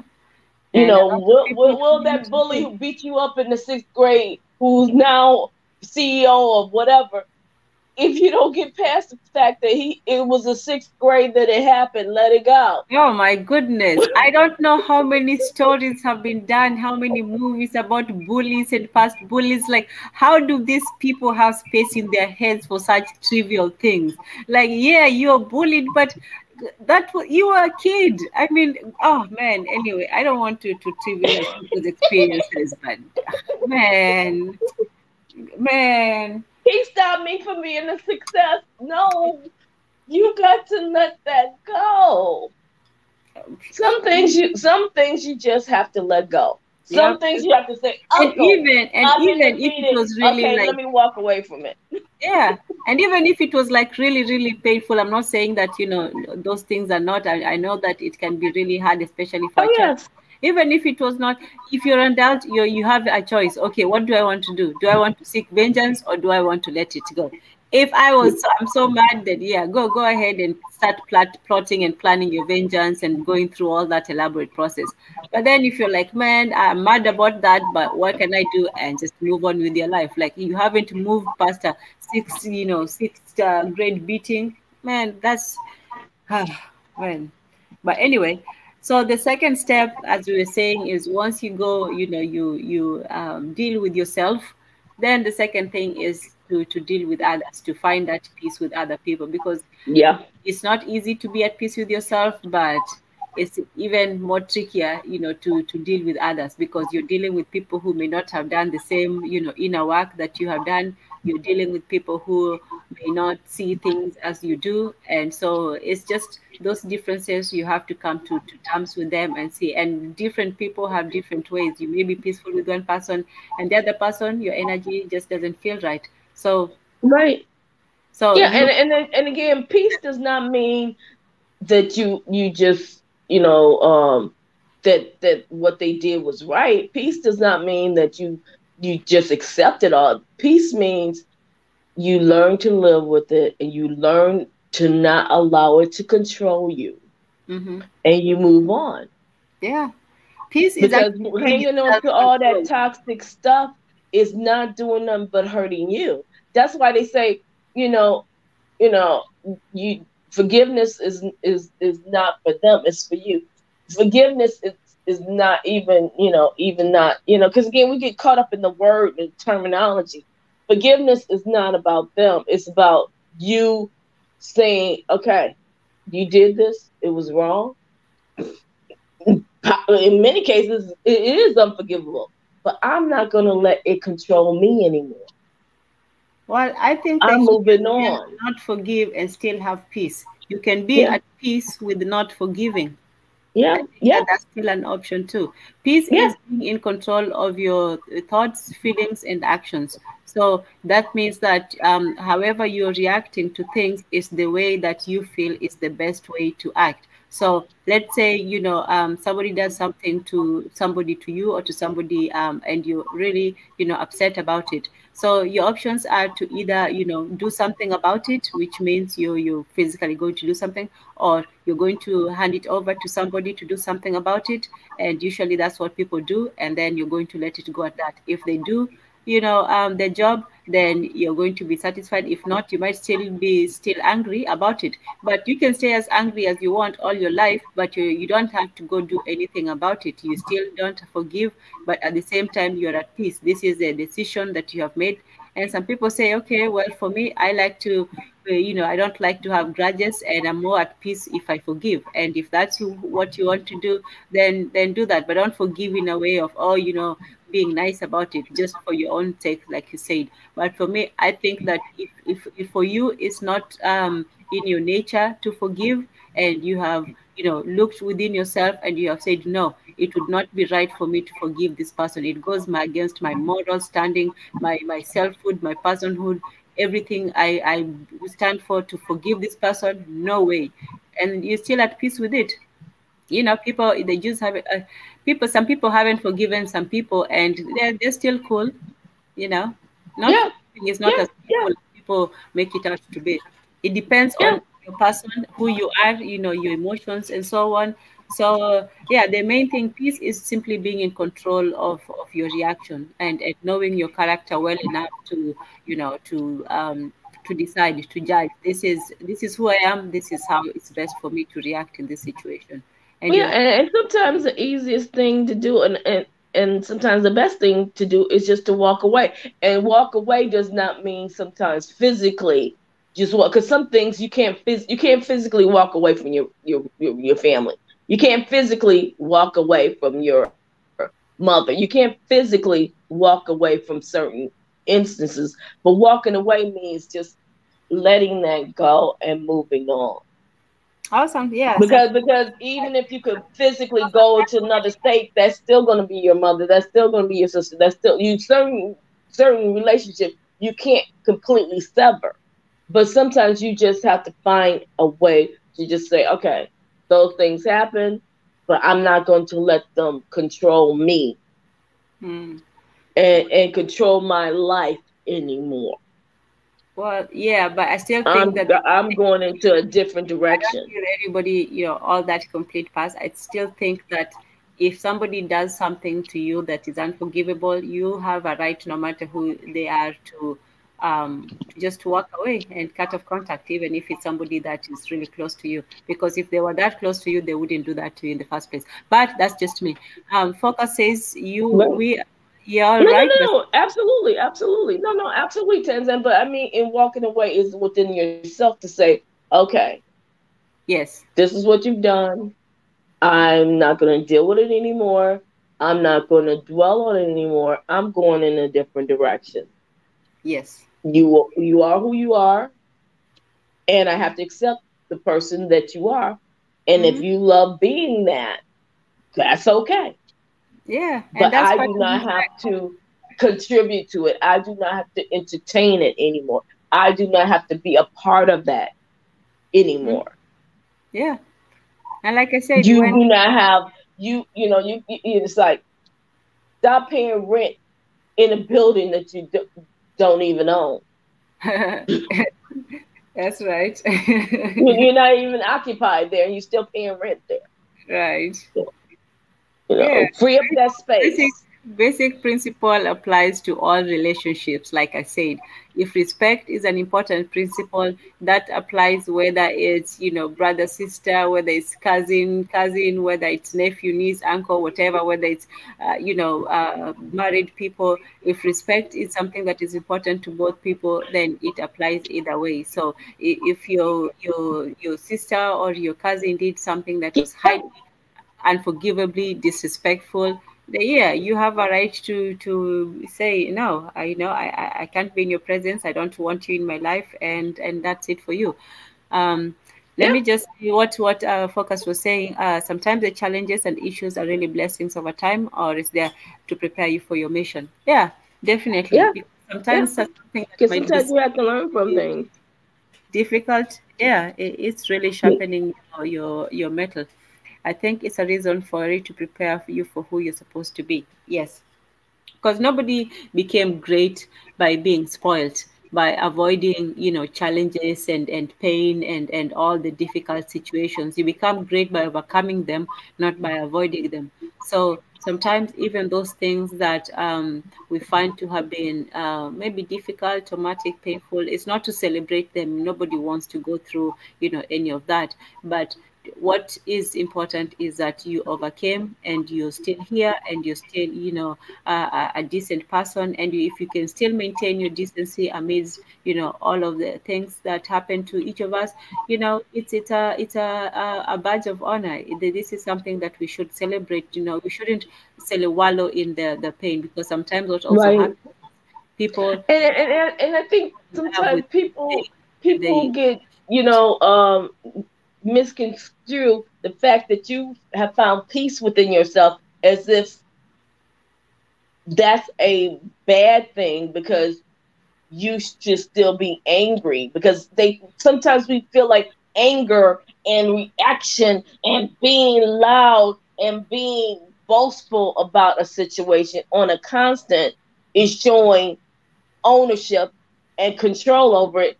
When sometimes just being peaceful and being, you know, and just going on and being calm, that's more powerful than blowing up the whole neighborhood. Mm-hmm. And let me tell you how peace is not even because people think when you hear peace, you think of something weak and soft and timid and cowardly. Oh, I just want some peace and sort of effeminate. But peace is something, these principles have to apply for everybody, or they don't apply, generally. But peace for a woman, for example, a peaceful woman is a woman who does not like conflict. She does not like gossiping. She does not like, tittle tattling or being petty. It's not that she's like some highfalutin. She likes to laugh, she likes to have fun, she likes being with people and friends and things like that. It's just that she just has the good qualities, and then she's nice and feminine. A peaceful man is not, doesn't necessarily have to be loud and boisterous and or meek and shy and oh, he can't even talk. No, a peaceful man is just somebody who makes people comfortable. When you're in his presence, you're like, everybody is okay. You don't think he's going to just, get a gun and start shooting in the air, or everything is peaceful. Everybody can bring that peace to themselves and to other people. There's no, quality to these things that has to define one as, oh, you're a man, you should not be peaceful, or you're a woman, you should be peaceful. We should all strive for peace amongst, each other, and that's how you create the peace. If you're a peaceful woman, usually people are peaceful around you. And the same thing with men. And not to say that peace is quiet or, just shy. Unfortunately, the connotations of words sometimes, go beyond their actual meaning. But yeah. Do you have something to add? Well, I mean, the thing is that peace is so crucial for our survival. And people don't put the same emphasis on it as they do anger. There's times that yes, you need to be angry. Sometimes you need to take those moments and those lessons you learn from the past and be forceful about a situation, because you don't want to be just have everybody just walk all over you. But at the same time, being at peace sometimes means, you know what, as some people often use the terminology, you need to know how to choose your battles. Mm-hmm. And, that's an easy little term that we throw out, but sometimes it's hard to figure out, okay, what battles? What battles am I supposed to pick? When do I supposed to, like step up and do something about a situation? But you have to figure that out within yourself, because again, sometimes you have to choose what is going to be working for you, what's going to be best for you, what's going to be, give you the best results in a given situation. And it's sometimes it's moment by moment, action by action, time by time, that you have to figure out which things, battles to pick. Yeah, And and sometimes we sometimes pick you the also wrong have ones, and and we may have to sometimes learn you from have to that. and sometimes you have to fight for peace. Sometimes Yeah, you have to fight for peace, and yeah. that's necessary. Focus says, what does good mean without bad, or success without failure, or peace without turmoil? It's one and the same, they go together. Well, does that mean that, love and hate go together? No, for me, I think No, I mean, they don't have to. They, you learn from them, but you don't have to have them. yeah, you don't have to have. And that, I think we often say you have to have the bad in order to have the good. No, well, do you really? Well, I mean, sometimes you have to have the bad to learn what bad is, and to know not to go with that person, that type. That if it keeps giving you those same results. So yeah, maybe you have to have For the me, I good would with the say bad. that you. But to keep having just bad all the time, thinking that is a permanent part of your existence, no, it's not. Yeah, It I don't doesn't know why to remind me of health, but it's good to have it. No, it's not good to have it, but when I have it, it reminds me of how good health is. So for me, with the peace and the turmoil, I say that for me, I want peace. I don't want turmoil at all. I know it's necessary. I want peace at all costs, but I know it's not. That's not realistic. But So I I would just say with forecast statement, yes. Only if you could, only if you can learn from it. If you cannot learn from it, then no. Yes, and I accept turmoil for the lessons that it will teach me about the value of peace. Because, yes, without turmoil, we cannot really appreciate peace. And without evil, we cannot really, well, I don't need evil to fight for good, to know what's good, but evil shows you the importance of being good. Yeah. Yeah. And again, because again, I think what's happened with most people is that they've taken that statement internally, meaning I must accept because I know I did for too many moons, too many moons. Oh God, oh wait, go to the light, baby, go to the light, DJ, go to the light. But yeah, sometimes you take it for too much time going for that and thinking it's okay because you have to accept the situation for what it is. Yeah. It shouldn't take too And much turmoil, and really much peace. is sometimes there to try to show you what you don't want to Yes. learn. You don't have to accept that to know that's not good for you. No, that's not healthy for you. No, that's not making me a better person. No, I'm not evolving by taking all of that turmoil, by taking all that meanness, by taking all that bad. Yes. But at the I same have to time, you now don't find need too another much of, direction to go into. yeah, And you that don't brings need too you much to pain. a higher level. But make the lesson small. You don't need too much pain to teach you about happiness. So you don't need too much turmoil to teach you about peace. So I would say that we take our lessons and we don't need to learn the lessons. If we do much of the work within ourselves, I think there'll be much less work to do, on the outside. If you already have that peace within yourself, if you've already healed yourself, and you love and empathize with yourself, because sometimes you have to put yourself in your shoes too. Sometimes you're so Oh, harsh with yes. yourself that we forget that we're just human beings. We're just trying our best to live this world. And even our mistakes, we should also learn to forgive, not just to forgive other people, but to heal and forgive ourselves. We are the first people Exactly. to heal. And And most of all, to learn from that and to evolve, because we all have to evolve. Life is an evolution. yes, yes, You have to take every piece of the good and the bad and try to like, what does lemonade start with? Lemons are bitter, so you have to take the bitter and make it sweet. So therefore we then add the sugar, and lemonade is like one of the best thing in the world, but you can't make it without the lemon. hmm Again, sugar is wonderful. Oh, I love sugar. Oh, it's like one of the best things to me on the planet. But if I just sit down and take a 5 pound bag of sugar and eat that every day, what's going to happen to me? Diabetes, I'll be gone. So you have to find a balance in everything. And you have to find your mixture, what works for you. Because again, what works for one person, and you can see them the greatest thing and they're the most successful, and they're just you're just sewing, and you try to take that same recipe and apply it to yourself, it may not work. And you're like, well, you know what, they lied to me. I mean, they didn't look at them, and I tried it and it didn't work. Your path is your path, and only you can take those steps. No one else can take a step in your body. No one else can become you and produce the same results as you can. hmm Your journey is your journey, the bitter and the sweet. yeah. So personal And so we have to responsibility. learn to live it, That's love it, and like it sometimes.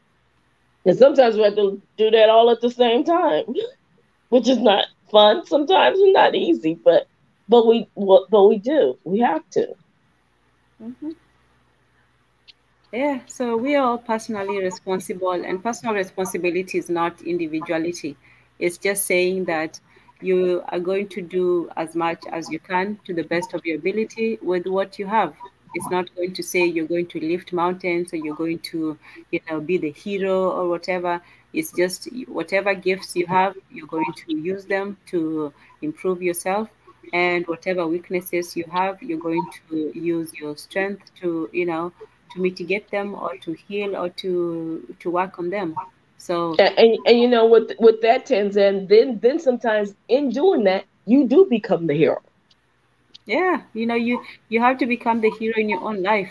You have to Yeah, define your own principles, like we are talking about. We have to define who we are and what our destiny is. You go in, and that's self. That self retrospection. That's to find out who you are as a person before you even talk about who we are as a people. All these things are simply macro and microscopic. If we're talking about identity, you find out your own identity first before you even start talking about the identity of your people. Who are you to begin with? And then who yeah, are your people? Who are your friends? Who are your enemies? Who are your, allies? Who are your, yeah. So you have to start with yourself. And then after that, then you start looking around and you go from there. But all this talk yeah. about accountability and who needs to do what, nobody should be pointing fingers at anybody at this point. Right now, we No, only have, the yeah, responsibility of, and you cannot define yourself by other people's terms. You can't yeah, look to someone else to define your dream, because yeah. if you So, do, you're never going to live up to someone else's dream or someone else's nightmare. or if you do define yourself by other people's terms, it has to be people that you trust, that are wise, and that they know what they're doing. Because maybe sometimes there are people who might not be in a position in their lives where they have all the answers, or they're still, confused, or they're still early on. So maybe they might not know, to answer these questions. But you have to go and ask yourself, how much do I know and who do I have? If I go outside of myself, who am I going to encounter, and are they a reliable person? So let's say maybe you don't have a Exactly. Exactly. can you trust Right. your And they employer? will help you to guide you, but you Mm-hmm. can't, because like here in the West, we the one thing about the Americas, if you don't want responsibility and you don't want to take ownership of your life, come to America, where you're free to do whatever you want to do and not be responsible for any of it. But on the flip side of that, you will be responsible for the ownership of the decisions you make. But you are free to make them. Yeah, yeah. So And freedom and feels and, and nice, that's but it's where the dangerous. conflict in living in America resides, is that everything that is wrong is glorified. And you Mm-hmm. have to have the discernment to determine that those things that are wrong and have consequences. Because again, when it comes to being right, you may not have to. And therefore you think it's right. But then when they come to your doorstep and ask and make and hold you accountable for your actions, then you're gonna feel like, oh, why are you persecuting me? Because that other person who and those other people are, no, you have to be held accountable for the decisions you make, no matter what reasoning you have used to come to those conclusions. Yeah, you could come here and rob the bank, but eventually you may get caught and maybe put away for a long, long, long, long time, and maybe never see the light of day again. But you do have that choice that you can do it, because many people have done it and maybe some have succeeded at it. But will that be you? So that I always say with America, you have the freedom to make whatever choice you want, but at the same time, you will be held accountable for those decisions that you made. And we have a false illusion of security in thinking there's no repercussions for the things that I choose. There's no, I don't have to, I'm a bad whoever. I can do whatever I want. But in the instance of doing that, you will be held accountable. You will have to answer for it. And that's where the conflict comes in, because we think we can get away with doing wrong. We think we can get away with being speaking our minds and doing whatever I want to do. And I don't, I could take because I'm the alpha or whatever. But even in that, you're gonna lose something in the long run, and you just have to figure out how many losses are you willing to take, or is all the losses worth the actions that you made? Is it truly worth it?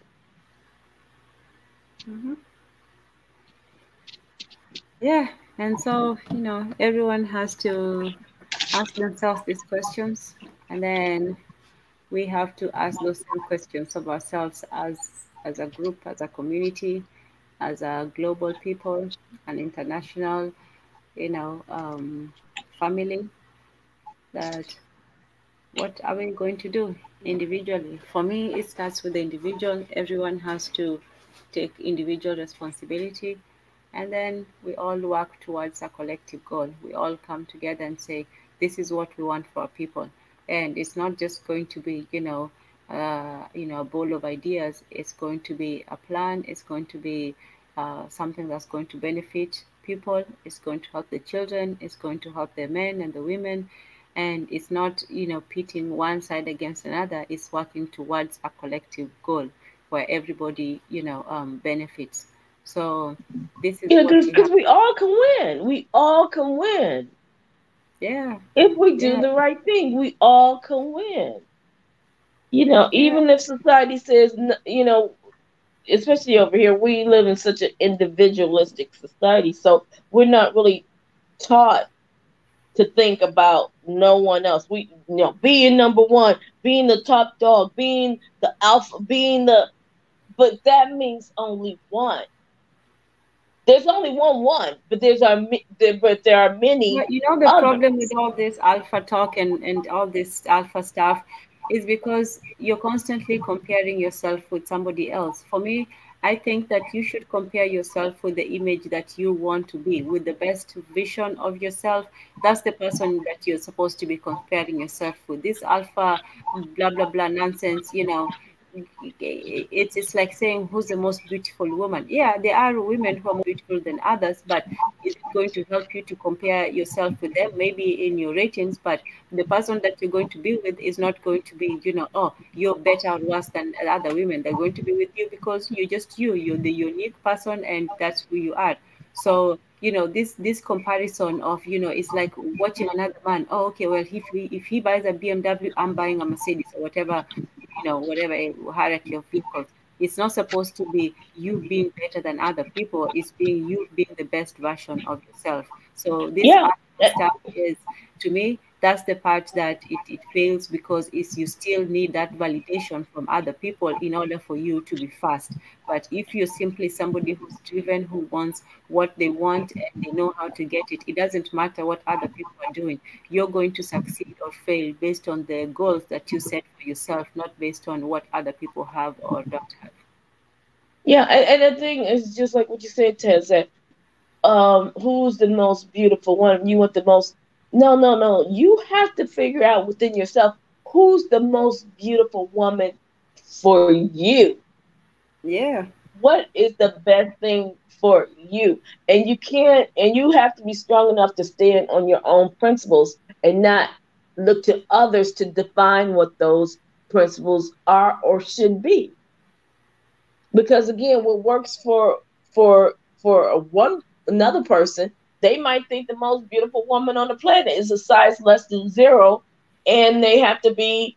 5'10" and personality is optional. But for another person, the most beautiful person may be a size 20, 43, and they might be 5'4", but their personality is the most awesome and kind and sweet and giving on the planet, and they lift you. So we have to start finding out what works for us and not be defined on what works for others. Mm-hmm. Absolutely, absolutely. Oh, wow. All right, PJ, I think we have had a very good session. It is almost 4 hours for me now, and I woke up in the Oh, middle of the night. okay, okay. uh, but let's see. We're going to be having another program coming up, I think, in a couple of hours with Big E at 9. Yes. So we should. I'll try to get on, but I'll probably be sleeping in today. No, no, no. You take care of yourself, Tanzania, because you have to take care of you, because we need more Tanzanians.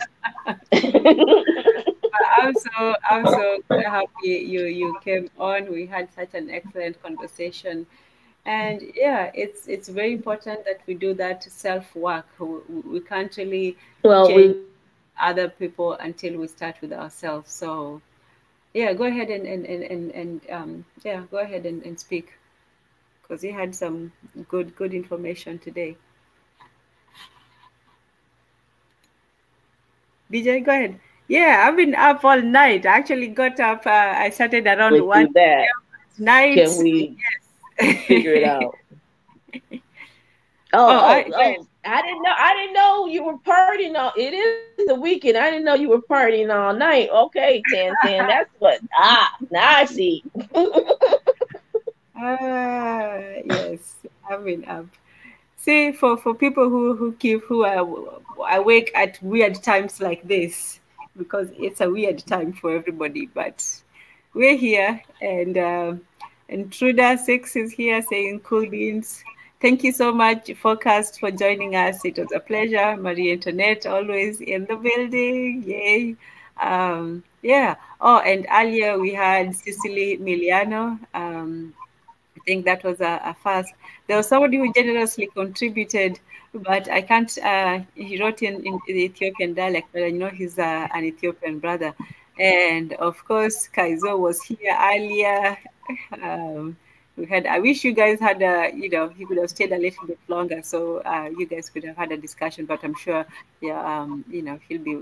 You know, you'll meet him sooner. Sooner, I'm sure you probably have already. So there we go. We had Luko Maksamed. That one, greetings and welcome to you as well. Okay, so today's was Amani, Upendo, na Umoja. Amani is peace, Upendo is love, and Umoja is unity or Okay, oneness. And Amani, Amani is peace. Yes, Amani. Amani, peace, And Upendo is love. and Kendo. Upendo, Ukendo is love. Upendo, yes, Upendo is love. yes. And Okay, Umoja, Amani, Upendo, Amani, Upendo, na Umoja. Namoja, Umoja, yes, Umoja, yes. And umoja means moja in Kiswahili is one. So moja is one. the start moja mbili, but moja is one. So umoja is literally oneness. Yes. So Okay, Umoja. umoja, yeah, there you go. There you go. Oneness. Oneness. Upendo is love. Amani is peace. So peace, love, and Imani, Upendo, Upendo.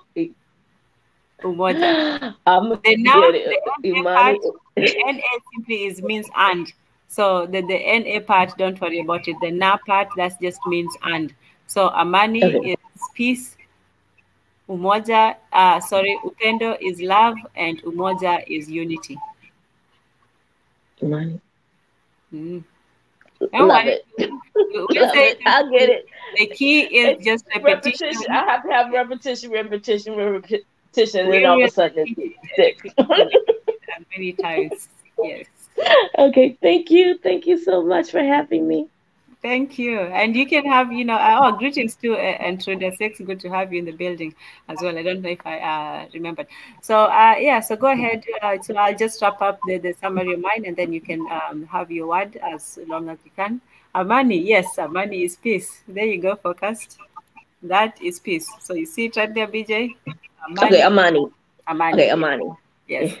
Perfect. So, peace, love, and unity, and not just as an abstraction, but as a personal commitment, as a personal means of, introspection, looking in yourself to find that peace. You have to create your own peace. You have to love yourself first before you expect someone else to love you. And you definitely have to be at one with yourself. You have to be, able to resolve the different inner conflicts that you may have, whether it's a conflict of, your childhood, your emotions, your logic, your thinking, all those conflicts, your environment. You have to resolve those conflicts within yourself if you hope to resolve, the conflicts within the world. So everything that we talk about, these principles, they're not just, these vague out of the world, ideals. These are things that we have to start with ourselves first and then, radiate to the world. So Amani, BJ, and Amani to the focused and everyone else. Amani to you as well, Tanzania. Thank you. Thank you. Have a good one. Okay, wow, that's a few short life words. Very brief and to the point. Wonderful. Well, again, asante sana, amani to you, amani to everyone. It has been a wonderful conversation, and I thank you all for joining. And before we go, I have to thank the ancestors giving us this wonderful time for us to learn from each other, to get enlightenment, to share knowledge, information, wisdom, our experiences, to just be together, to have those experiences and to learn from each other. So I thank the ancestors for making this a productive conversation, a peaceful one, and one full of love as well as unity. And I wish you all Amani, Upendo na Umoja. All right. And that's the end. Peace.